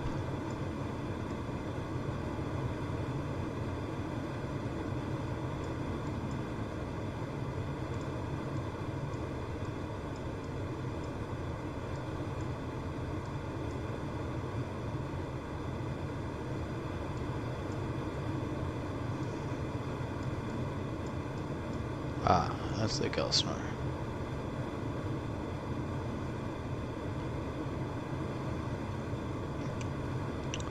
Oh wow, it's pretty much just south CA 19. Skylark Field, Lake Elsinore, yeah, that's it. I wish it would tell you the distance.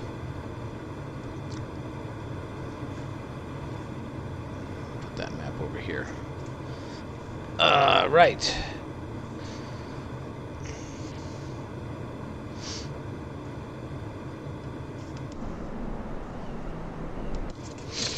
Alright, here's the plan. 16,500 feet. Gonna tag San Jacinto, and then we'll make a right-hand turn 90 degrees and head to the southwest to Lake Elsinore. And if I have altitude enough from there, I'm gonna glide to the beach. And I'm gonna see if I can't land on the beach, because that is always awesome. A little bit of lift here.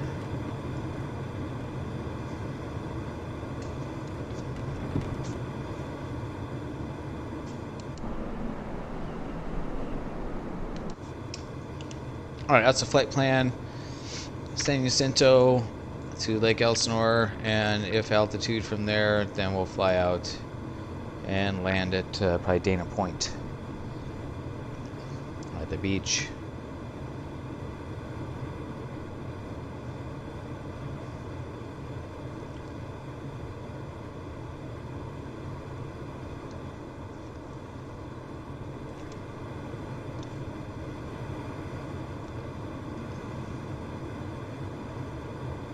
I can fly a bit faster here.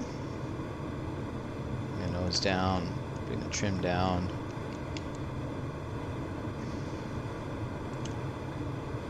Though we'll be penetrating a headwind all the way there, so see how that works out. High desert there. So the desert this way looks like a pretty good desert color. The other high desert to the north, the Mojave, is looking quite a bit too green, I think. You know, maybe in the springtime, if we've had a lot of rain, it can look green like that. But certainly not the time of year that I have the weather set to. I have it set to September. September, it would look very, very brown and dry.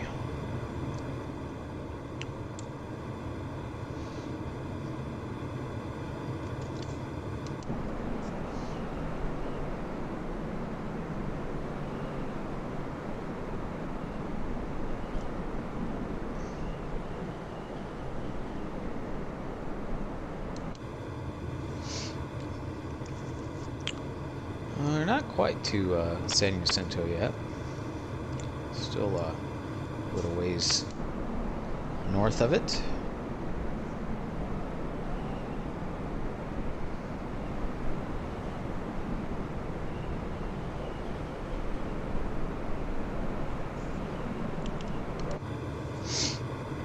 I can see the topographical map here on my instrument. Getting right close to it now.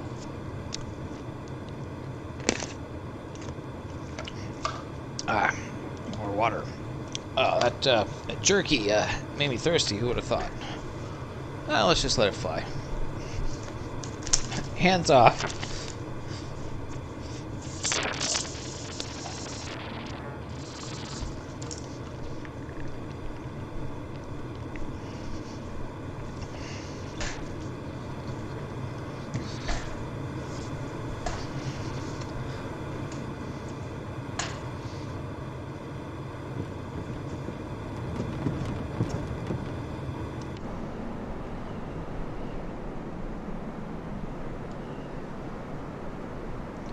Alright, that counts as over the top of San Gorgonio.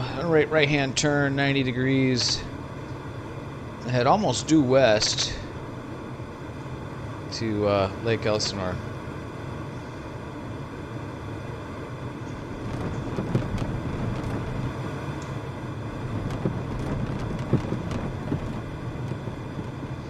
Some lift here.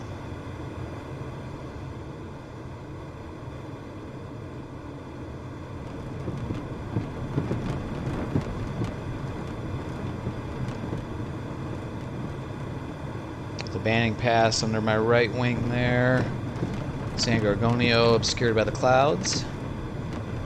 And a little bit of lift as we begin to glide to the west-southwest.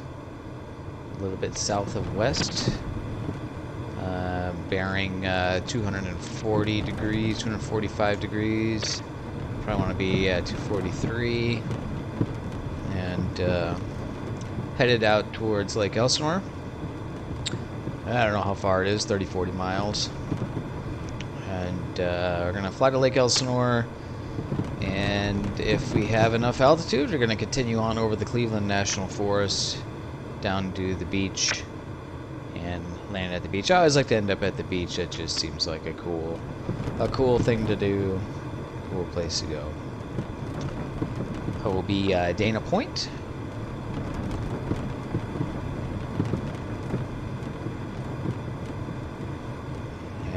I'm not gonna turn in thermals. I'm just gonna fly slow and lift and fast in between.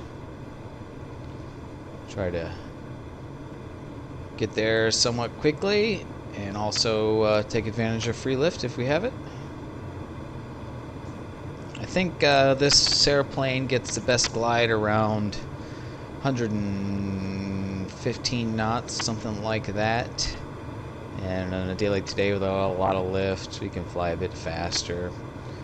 So 120, 130 knots, get there a little bit quicker. And with the altitude I have, 15,000 feet, certainly is plenty to get to Lake Elsinore.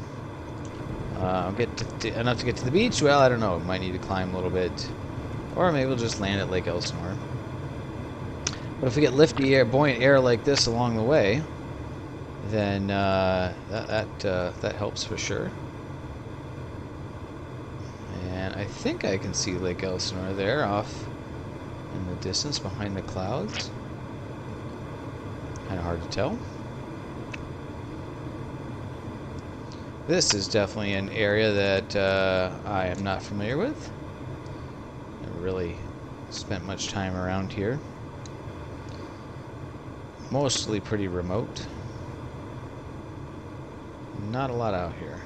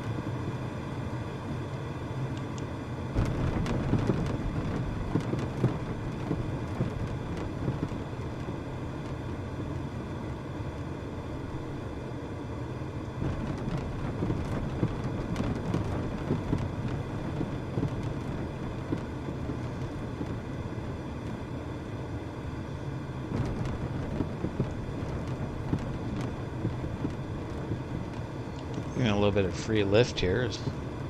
14,000 feet. Coming up on Hemet, which is an area where they used to fly sailplanes out of. I think they don't anymore.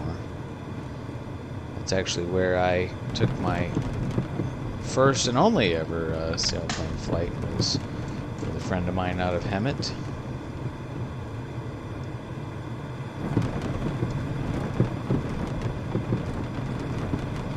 No, we got a lot of lift in here. I'm just going to kind of fly slow, sort of zigzag through it, kind of play in these clouds. Climbing back up through 15,000 feet here. Get a couple hundred extra free feet. These clouds are quite amazing.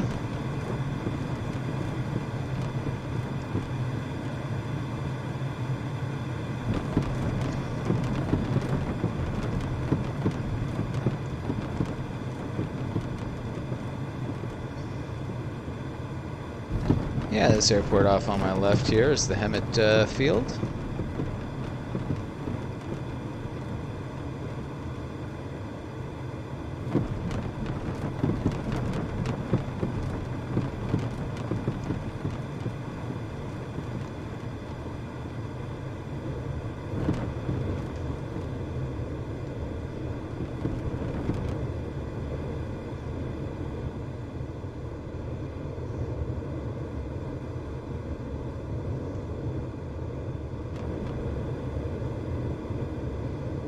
So we wide it out there.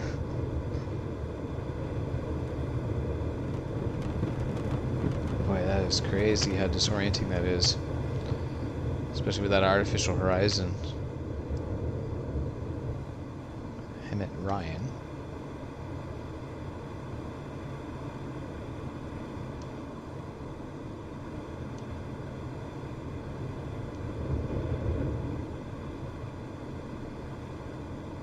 Altitude 15,300 feet.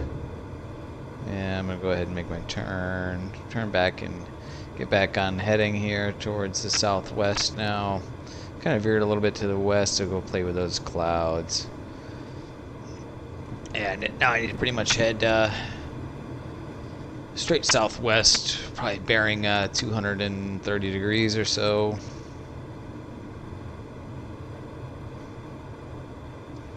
To get to Lake Elsinore.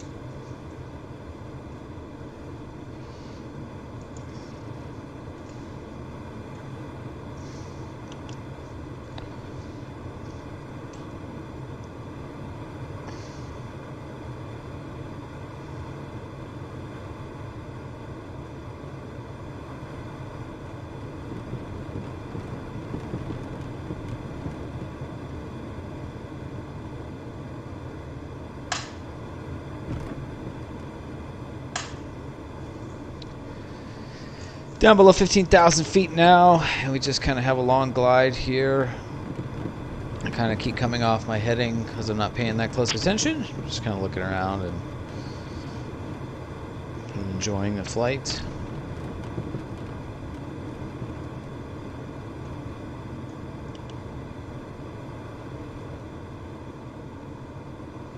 Got Hemet down below here.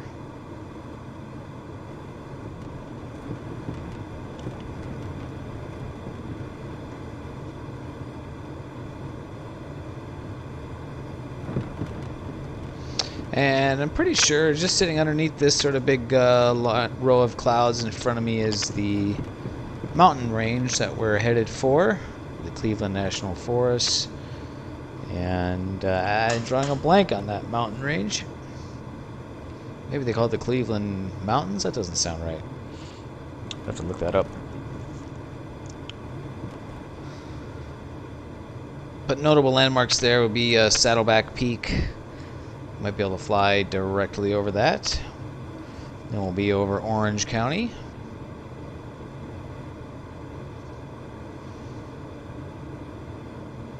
And I'm thinking from here with an altitude of 14,800 feet, we'll have plenty of altitude to just pretty much go on a straight line glide to the beach here. And at around 120 knots, yeah, maybe it's about an hour total to get there. We'll see. I think I'd kind of like to wrap this flight up a little bit quicker than that, but also it'll be awesome to glide to the beach, so we'll see what we can do.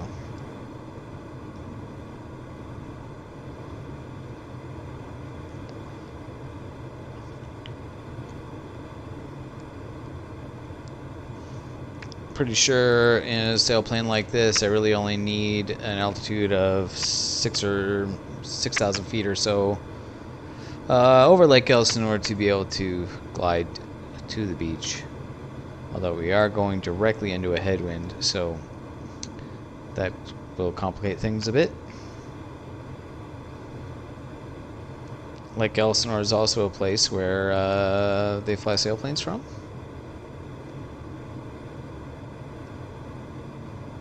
Yeah, coming up on Paris here. Paris, California, famous for skydiving. Paris Valley Airport there, where they fly out of. Also skydiving at Lake Elsinore. 14,300 feet. Flying along here, 120 knots. And about halfway from San Jacinto to Lake Elsinore.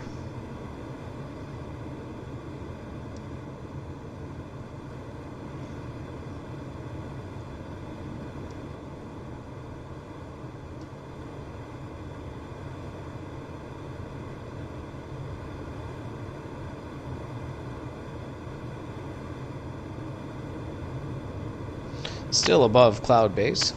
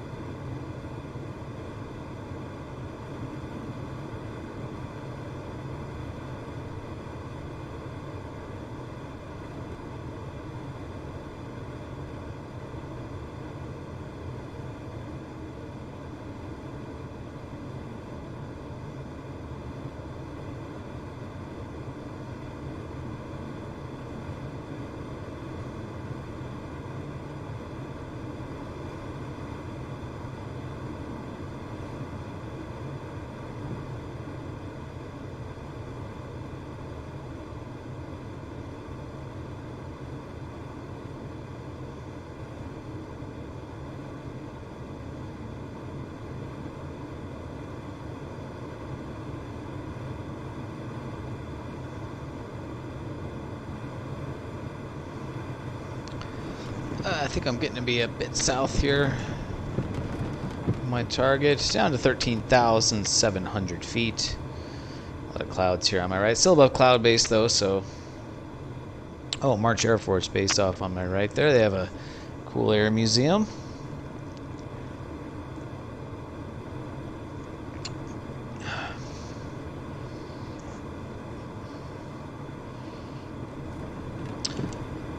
Let me know down in the chat or in the comments where you think I should fly next.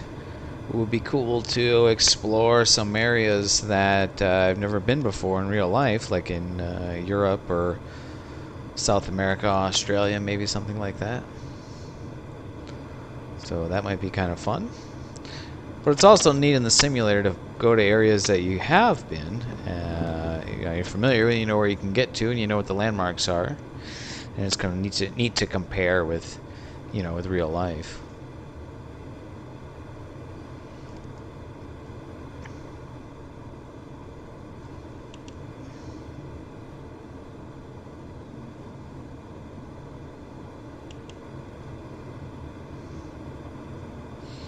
You need to try some coastal ridge soaring too. Maybe at like Fort Funston or Torrey Pines. Torrey Pines is more room, I think. You know, so maybe we can do like a winch launch and set the wind to really blasting high and just play in the ridge lift.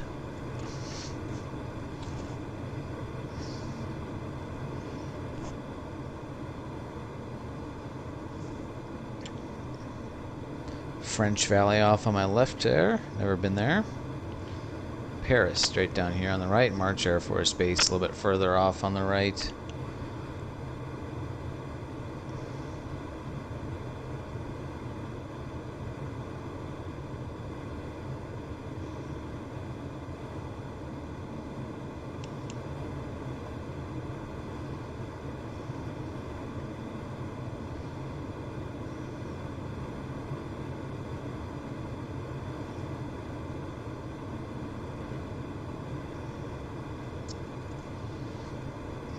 Very nice.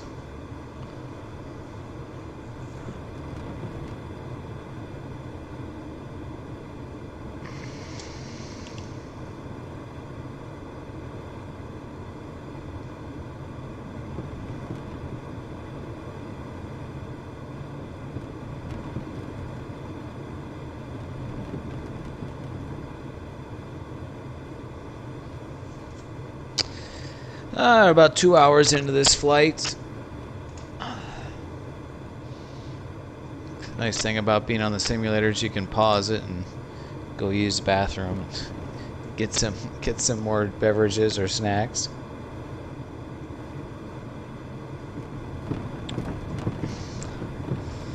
Hopefully a little less than an hour to go. I would like to try to fly to the beach here. That would still be a pretty fun goal. We'll see if it looks like that's in the cards. Certainly we'll be able to make it to Lake Elsinore, 13,300 feet.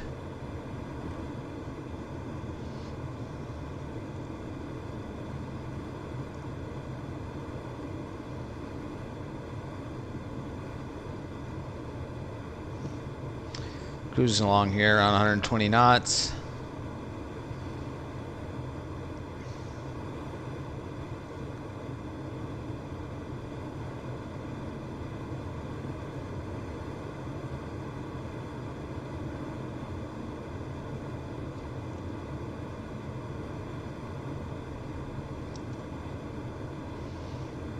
Gonna fly through this cloud here.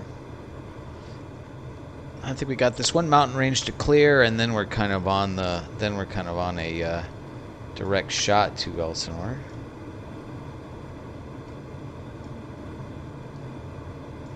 Yeah, there we go. Zoom that map in a little bit.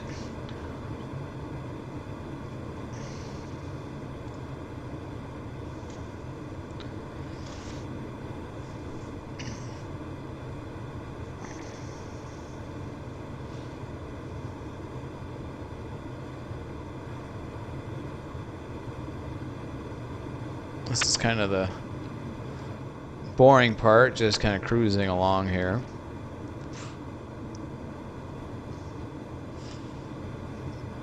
But at least it's interesting to look at.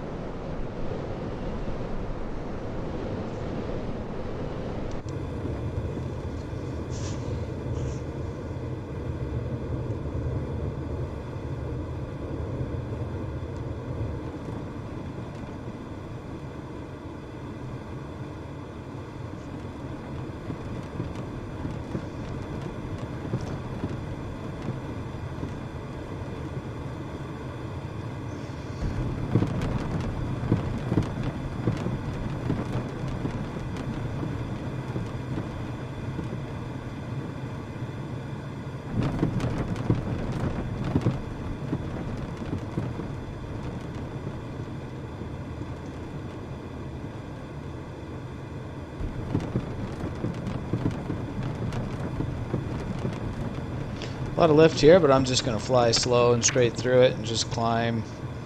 I climbed about 400 feet just going in a straight line there. Just fly slow. Climbed about 500 feet in there. Still going. Free altitude, well, going on a straight line towards my goal.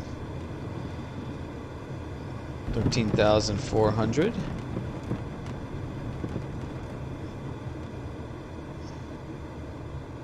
Definitely could have probably climbed more in there, but don't really need to and don't want to spend the time doing that. I just want to head towards my goal here.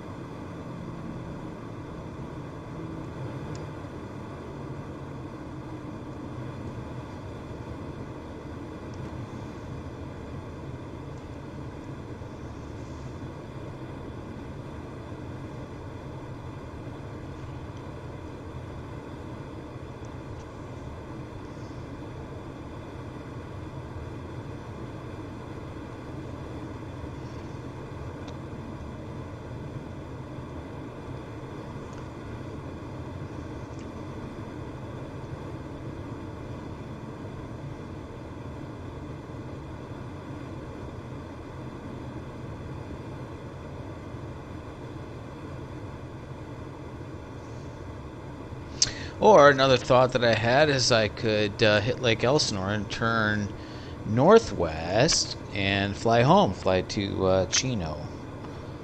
That might be kind of fun. Fun challenge.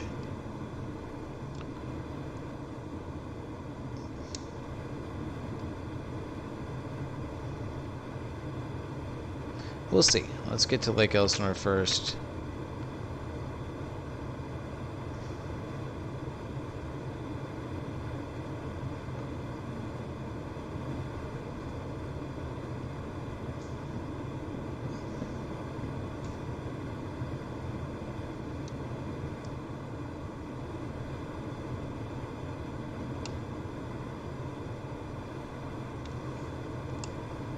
Skylark Field. Oh, never heard of that.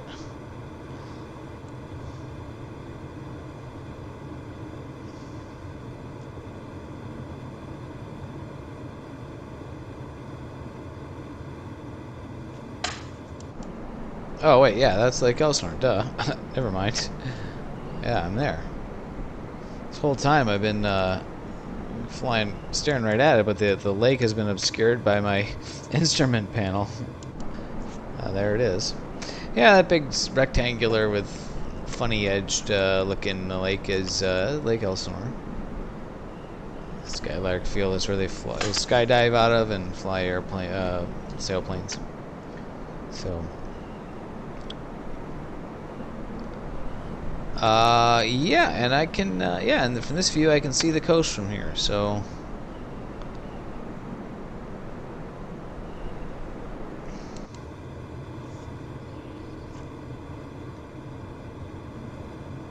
At 12,500 feet, to definitely have altitude to glide there.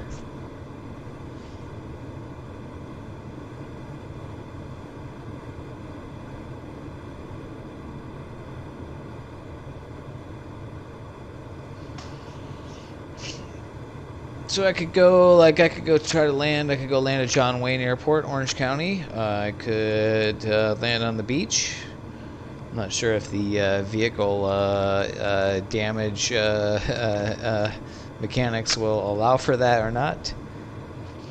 I guess maybe we can find out. Or I could turn right and head up north to Chino Hills and head home. I'm not sure what I want to do yet.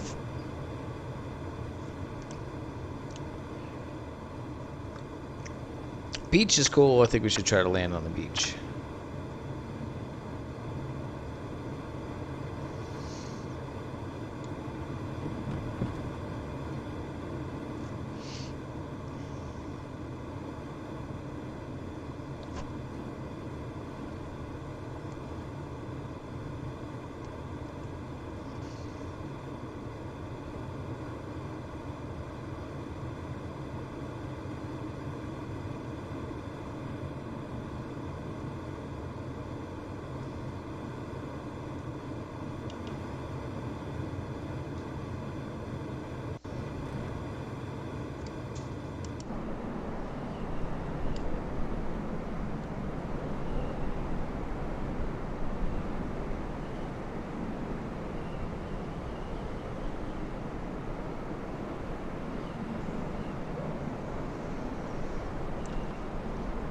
The 15 freeway right there below me runs north-south. Sorry, that's the, yeah, the 15.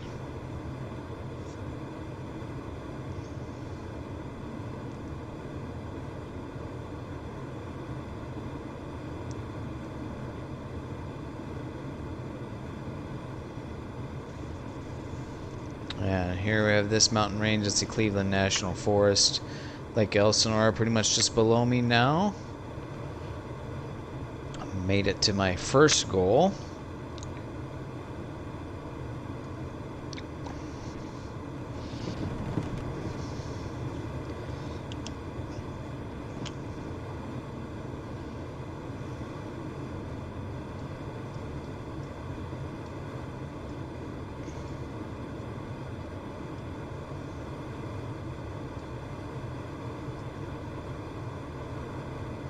The John Wayne Airport's a bit to the north. Actually, just straight due west from here. If I continue southwest, a little bit shorter path to the beach. So maybe I'll sort of split the difference and then decide as I get out there where I want to head to. Down to 11,800 feet here. So, but I still have lots of options and lots of clouds. And should be lots of daylight. Let's check the weather. Will tell me the current time, 2:32 p.m. So yeah, I definitely have at least 2 or 3 hours worth of probably daylight and energy in the atmosphere to play with. But I don't want to fly for that much longer. I'm kind of ready to wrap this one up.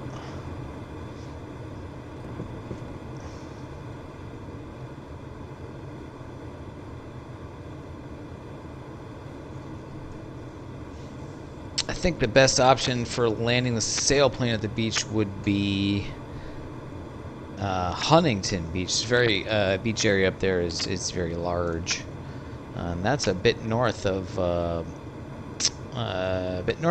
John Wayne Airport. So that's a little bit even farther to go. So I think I'll just fly under this cloud and milk this lift as much as it's worth. Then make a little bit of a left-hander and head straight down to Dana Point. Find some beach down there. And if I got altitude and looks like I can try to make it to up to John Wayne Airport or Huntington Beach, then maybe I'll do that. Head through this cloud here.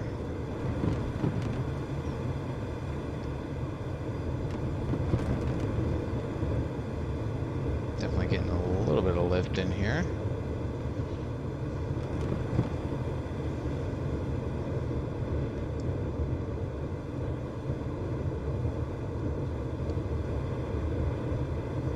Maybe not. Alright, bit of a left-hander. Set the heading kind of at around 220, 221. Pretty good. And now it's pretty much shortest path here to the beach. So we'll go down that way and then we'll see what's up. Saddleback Peak is somewhere off on my right over here, one of these two taller peaks.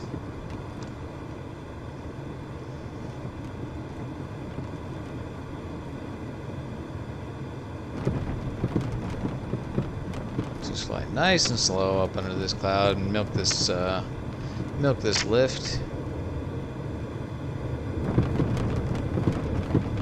Oh, it's getting pretty strong in here. That's cool. Down to 11,800 feet. Which is still plenty high.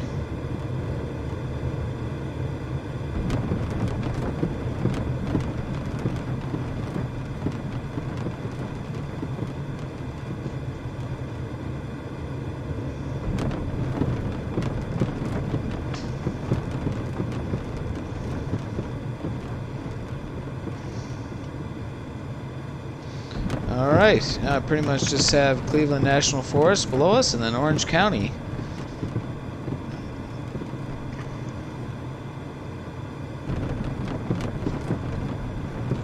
And back up 12,400 feet here. A bit of free lift is always welcome.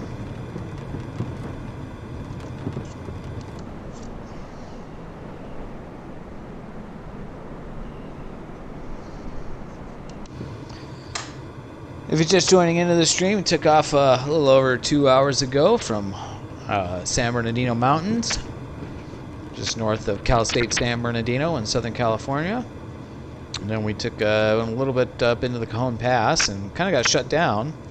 Turned around, came back down to the south, and that's where we got a really good climb up to 18,000 feet.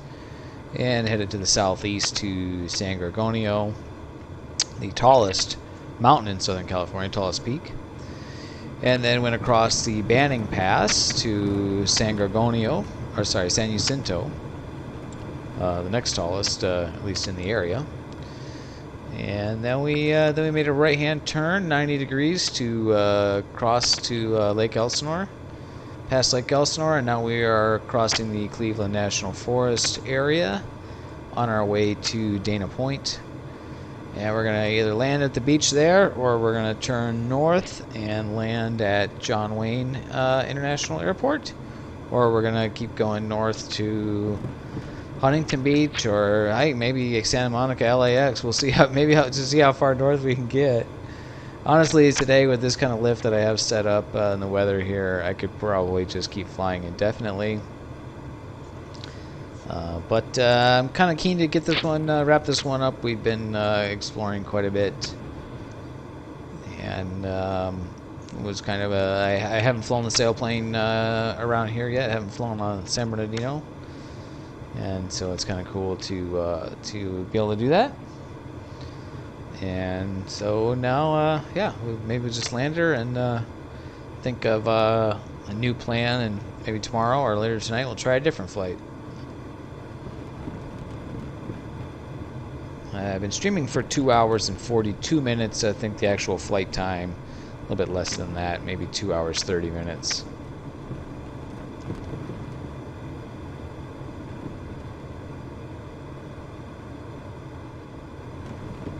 Which is pretty good. Get some lift as we come around this cloud here. I'll slow down.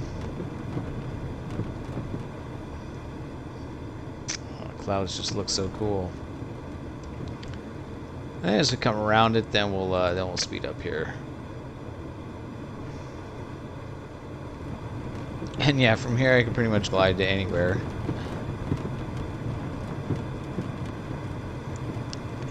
$12,000 feet. All right.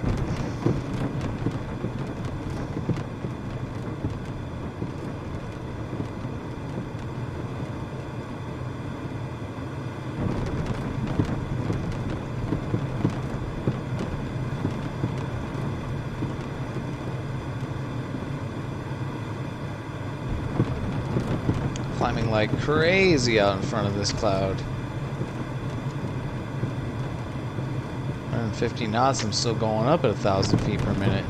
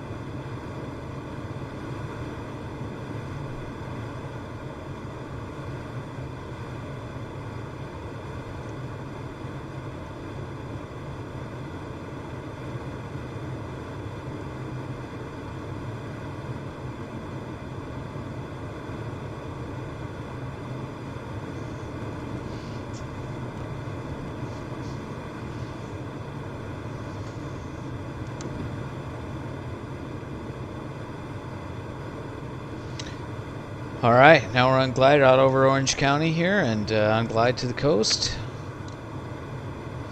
12,200 feet. Pretty much just climbed coming through that area. Off on my left here is Camp Pendleton. And pretty much to the right, straight below and to the right is Orange County.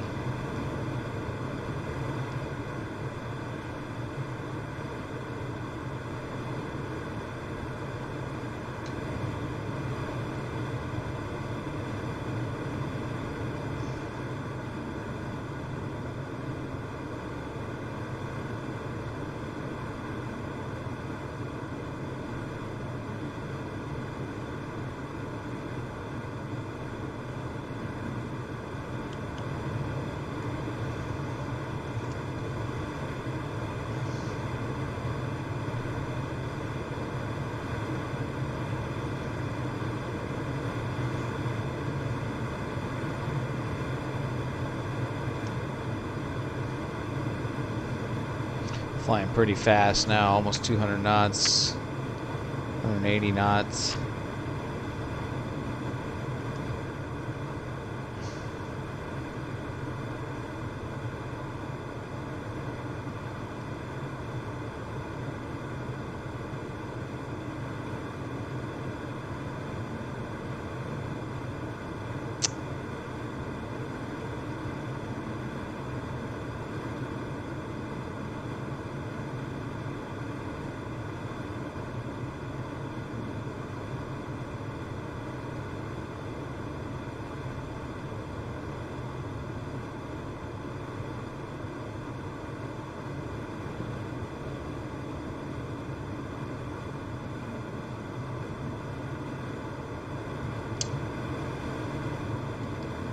Just kind of doing a little sightseeing out here.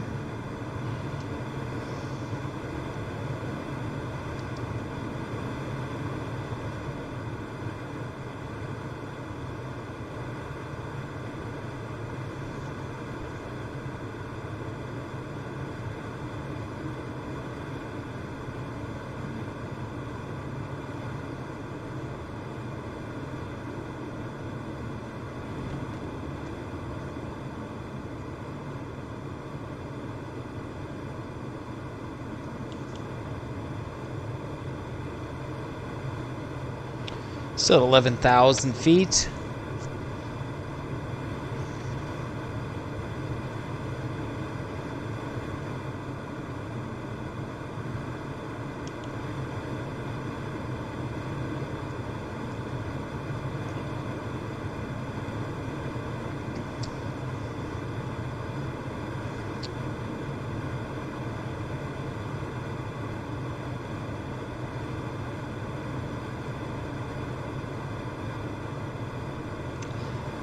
$10,800 feet here, flying over southern Orange County, California, Southern California on a simulated weather day. Pretty much perfect soaring conditions. We took off in the San Bernardino Mountains, flew around a bit up there, and then got really high and went over to San Gorgonio, San Jacinto, and then kind of made a big loop down over Lake Elsinore. And now we're on glide down to the beach and flying pretty fast here, 200 knots. And just as I want to get there, I was going to kind of just see if I could make it to the beach on glide, and now it's clear that not only am I going to make it there, but I'm going to make it there at like 10,000 feet. So I think then what I'm going to do is turn north and just kind of fly fast and sort of come down. Maybe I'll go land at John Wayne Airport, or yeah, I don't know. Maybe I'll just throw the spoilers up and land at the beach down there. I think landing at the beach sounds like a pretty fun idea. Thinking about maybe heading up north to Huntington Beach, because I know there's a lot of room. Pretty sure you could land a sailplane there in real life just fine, and have plenty of room. So it definitely in the simulator should be no problem. That is, I don't know how the vehicle damage dynamics will handle landing in the sand. I don't know in real life how that would work really at a sailplane. I'm thinking maybe you'd want the wheel up and just kind of skid it in. It'd probably scratch up the bottom of the fuselage quite a bit. But I think if you had the wheel down there, it might grab in the sand and stop you abruptly, which could do some structural damage. Alright, flying out over Aliso Viejo down there, and Laguna, and there's the coastline. Quite spectacular looking. At 9,200 feet, so flying super fast, 200 knots. I'm sorry, 200 kilometers per hour. I forget the this sailplane is in German. Heck, I could probably glide to Catalina from here. Although I can't see it. Yeah, I can. There it is.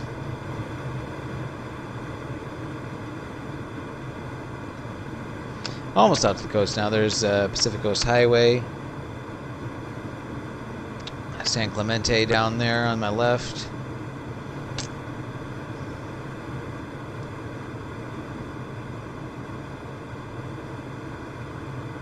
Sorry, that's the 5 freeway.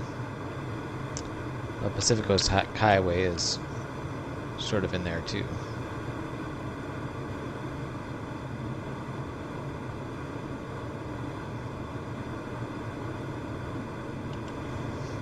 Alright, I don't need the VFR map anymore. 8,800 feet. Pretty much have made it down to the coast here.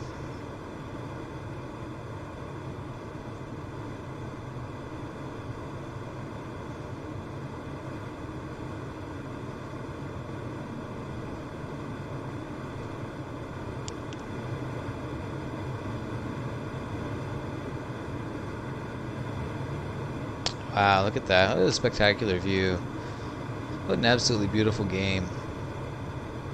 Visuals in this is totally stunning. Really remarkable.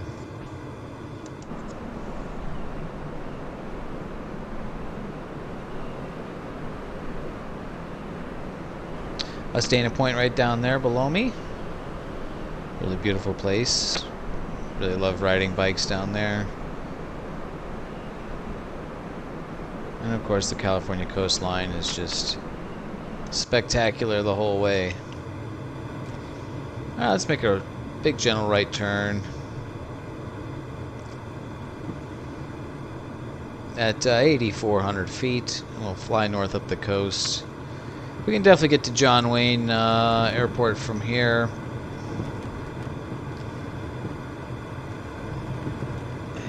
Now I'm kind of thinking it might be fun to kind of try to fly home, fly to Chino.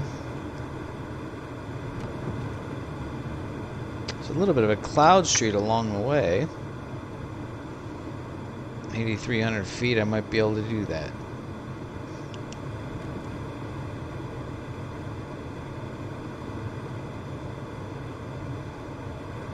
Chino Airport would be on the other side of these hills in the distance there. Maybe another... From here to Chino is another 50 or 60 miles.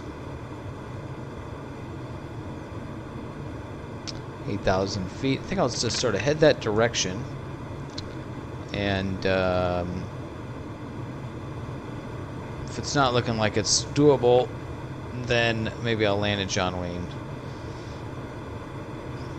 See that big wide beach there up off to my left? That's definitely Huntington Beach. Tons of room there. Could totally land there.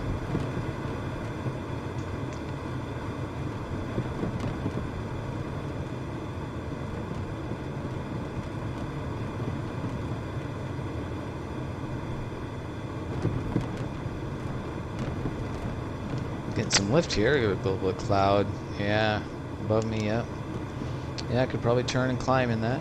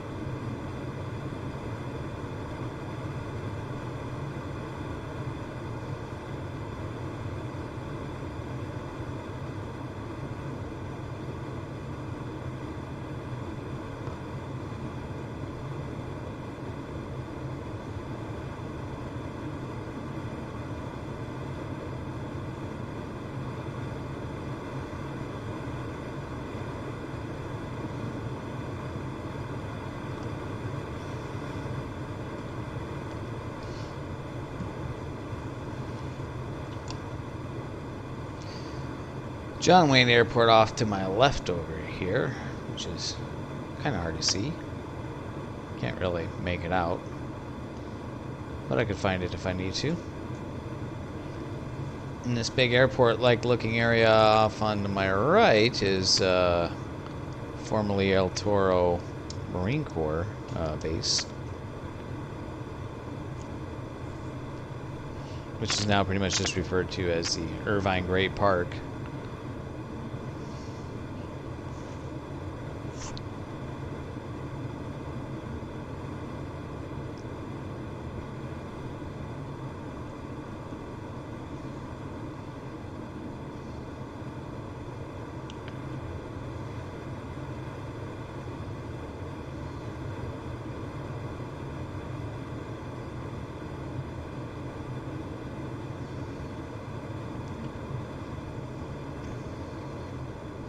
There's John Wayne Airport. John Wayne Airport, Orange County Airport.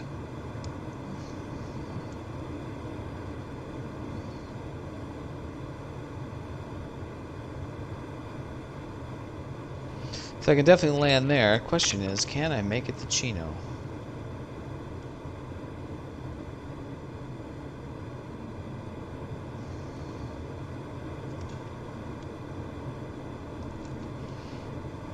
I'll have a tailwind.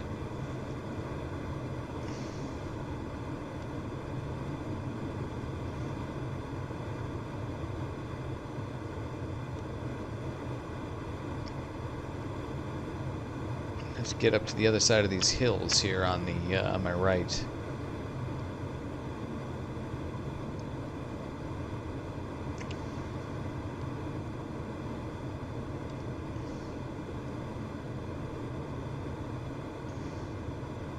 Definitely want to fly around best glide speed if I think I'm going to actually be able to get there.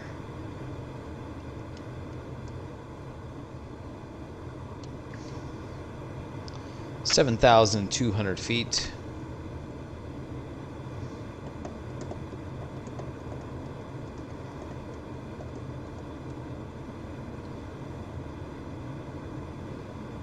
I got some big clouds in front of me. I could probably turn in them and gain some altitude.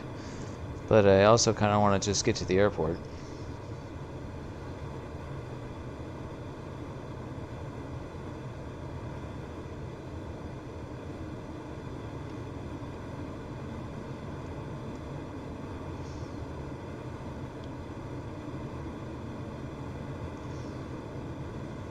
And if I get some lift under these clouds, then that will be nice too.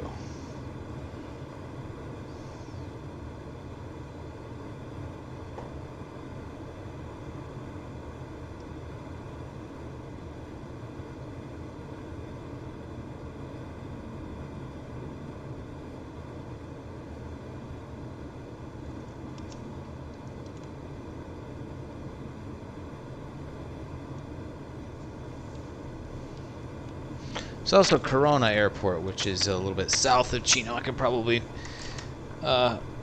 use that as a backup. If I can't get to Chino, I got something a little bit closer as a bailout.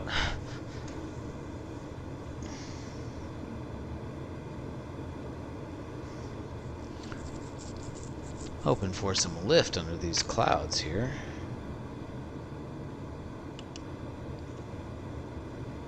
$6,800 feet.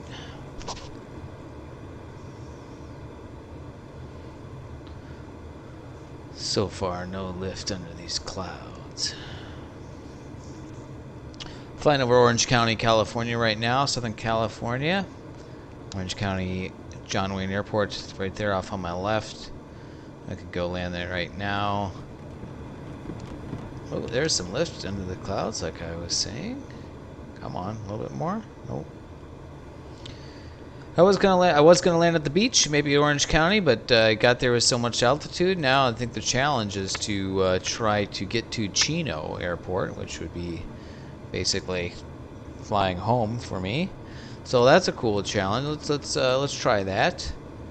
I think a neat thing about the soaring flight is challenging.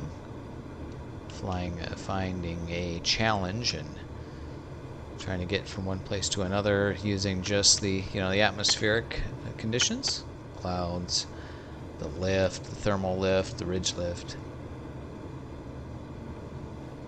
6,600 feet, and Chino Airport's going to be at probably about 500 feet, so got about 6,000 feet to work with here, and 30-40 miles to go. This airplane has a pretty good gliding performance, so I could just make it there on just a straight line glide. I really don't know. There's computers that can do that to tell you that, but I don't really know how to set this thing up. So we're just going to kind of go by feel. And I'm flying underneath these clouds here to see if we can get a little bit of lift, and nothing from that one. A little bit extra lift along the way, but otherwise just going to try to fly along here at best glide speed, right around 120 kilometers per hour, and see if we can get there. If we can't make it to Chino, just south of Chino is Corona Airport. That gives you another, that's a little bit closer, so we can try to land there. There's also the Pomona Valley Model Airplane Club RC field, and you could definitely land a sailplane there. That might be kind of fun to land there. 6,200 feet, and I need to kind of make a right to get on course, but I'm gonna fly underneath this cloud and see if we can't get some lift from this guy, get some free lift. Maybe take a turn if it's climb a few hundred feet if the lift is working, or just fly slow underneath it and get some free lift while we're gliding towards our goal. There's also Fullerton Airport. I'm not quite sure where that is from here. North and to the west a little bit. 6,100 feet. Thanks for checking out the stream. If you're just joining in here, flying over Orange County, California in a sailplane, the LS8? Yeah, the LS8. Been flying now for around 3 hours, a little less than 3 hours. Took off from the San Bernardino Mountains in San Bernardino, Southern California. Here's some lift. There we go. Nope, maybe not. Not quite yet. We're getting there. And we flew around there for a bit, and then we got up high to 18,000 feet and went down to the southeast to San Gorgonio Peak, which is the tallest mountain in Southern California, and then across the Banning Pass to San Jacinto, just on the other side of Palm Springs, and then made a 90-degree turn to flew across to Lake Elsinore. Lake Elsinore, crossed the Cleveland National Forest, and then went on glide down to Dana Point at the beach. And now I was going to maybe land at the beach, but I got there at about 10,000 feet, 9,000 feet, and which was obviously plenty to spare. So decided to try to do something with that, and now I'm going to try to glide home to Chino. And I'm a little off course line. Headed, I need to be a little bit to the right, but I'm flying under this cloud to try to get some little bit of free lift to help get me there. And I got way too slow. Ooh, there's definitely lift under this cloud. Not very strong. Just gonna try to fly as slow as possible. If it does get strong and consistent enough, I might try to take a few turns. 6,200 feet. I'm flying too slow.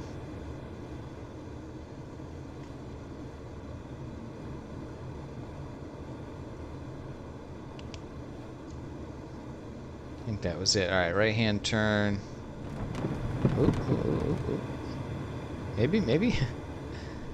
Oh yeah, we can get to Chino from here. Easy. 6,200 feet. And now we go this way. And I live in Chino Hills, just on the other side of these hills, straight ahead here.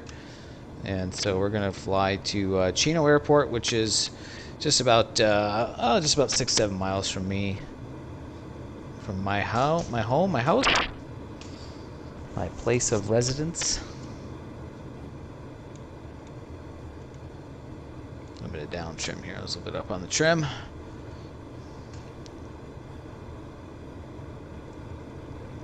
Pretty spectacular soaring day.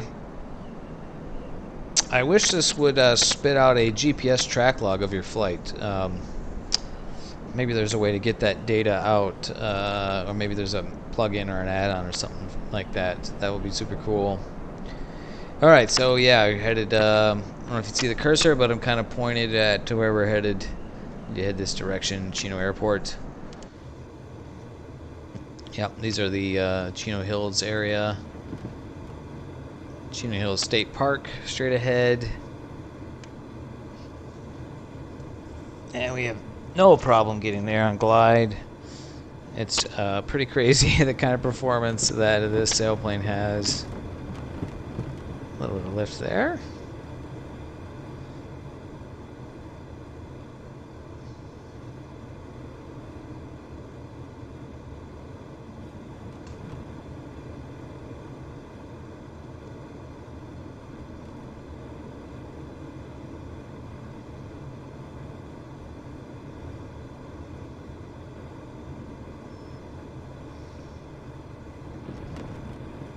Pretty much just have to clear these hills here, these brown dry grass hills in front of me, and then it's just on the other side of that, a couple miles, is Chino Airport. So coming up on the 91 freeway, you can see on my right side and on my left side, that's the 241 toll road.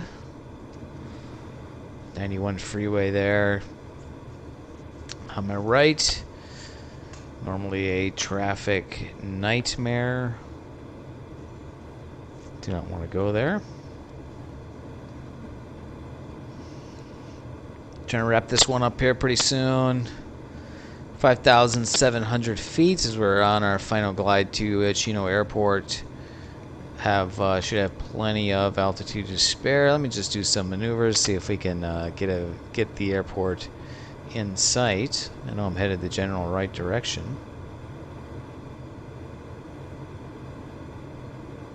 Yeah, there's the runway. You can see the little X pattern.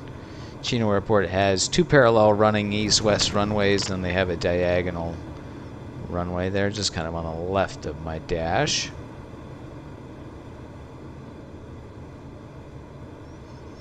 So I know I'm headed the right direction here. I see the airport. That's good. 5,600 feet should be enough. Should be plenty. Yorba Linda down there off on my left. Pretty much this whole grassy area below me is Chino Hills State Park. And okay, we can start flying really fast now because we are close. And there it is, Chino. There's Corona Municipal Airport. We could land there. Well, we want to land at Chino. Straight ahead, 7.8 nautical miles.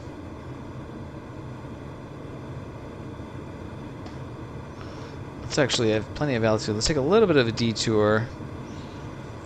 I want to spot the Pomona Valley Model Airplane Club's RC field here, just to the south of Chino Airport. Just kind of get an eyeball at that to see what that would look like to land at. I think I could see it right here. But it'll be a little more obvious as we get closer. Many years ago, I used to fly remote control airplanes at this club, and they have a beautiful paved runway, and so it'll be fun to land there. But I'm going to land at Chino. But I want to fly by the RC field just to check that out.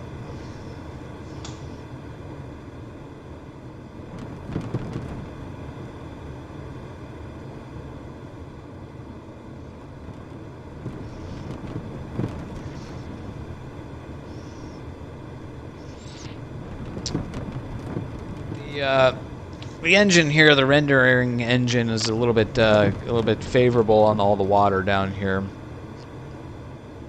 This is there's a dam that causes this. Is the reason for that water there. This sort of wetlands area, but there is not that much water. Yeah. Okay. Yeah. Okay. We can definitely see the RC field here. I'll zoom in on it. There, just off to the left here. This little strip, rectangular dirt patch with a you know, the dark pavement paved strip. That is the PVMAC club.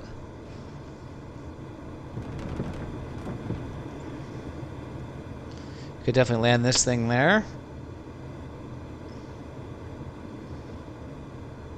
but I'm not gonna.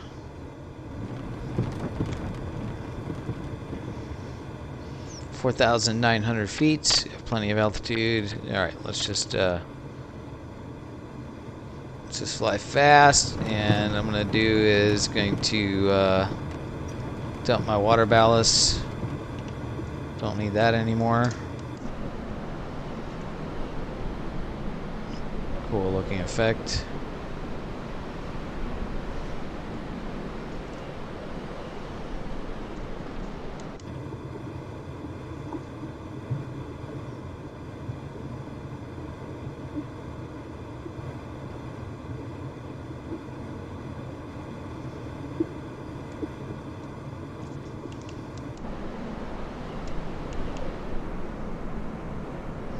Okay, water is dumped. Better look at the RC field there now, right off of my left wingtip.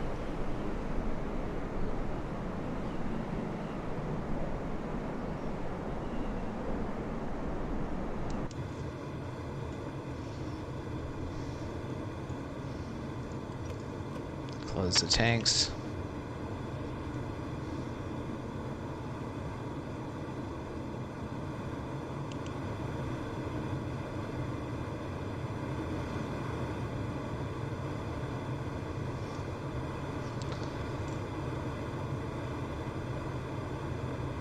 Yeah, there's definitely not this much water out there. It would take a lot of rain for Socal to get that much water in the accumulating.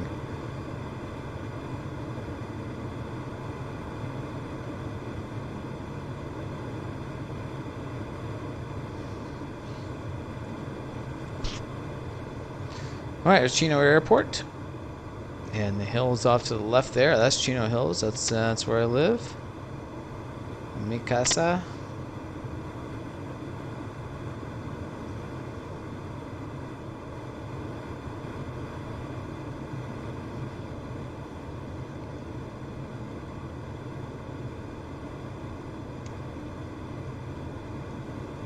Dump all my trim.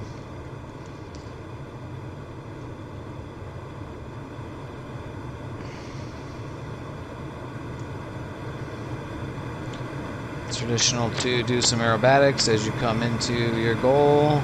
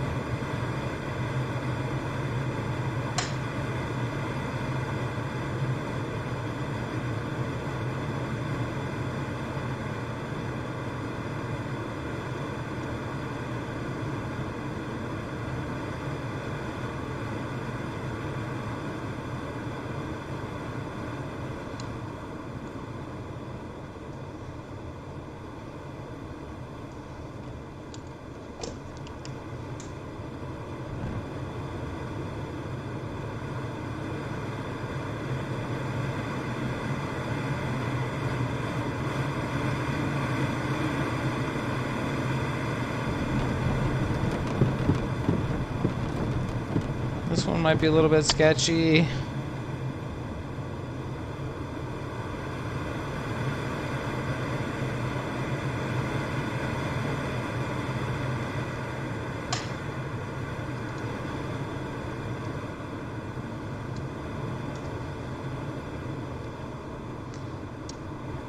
Now we're going to attempt what the kids call a beat-up landing.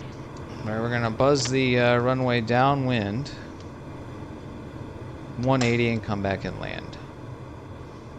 Which, in a sailplane that has the kind of energy retention that this thing has, should be very much doable.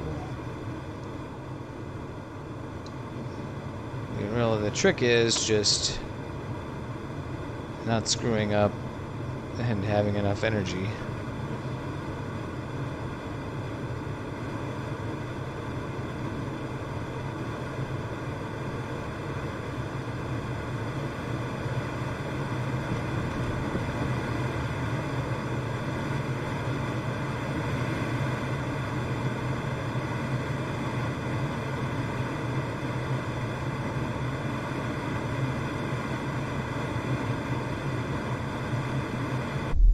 Ah! Flew too fast. I broke the airplane. Oh, that sucks. Well, that was all she wrote.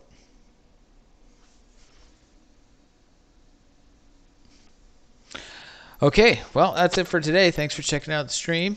We'll do some more flying later.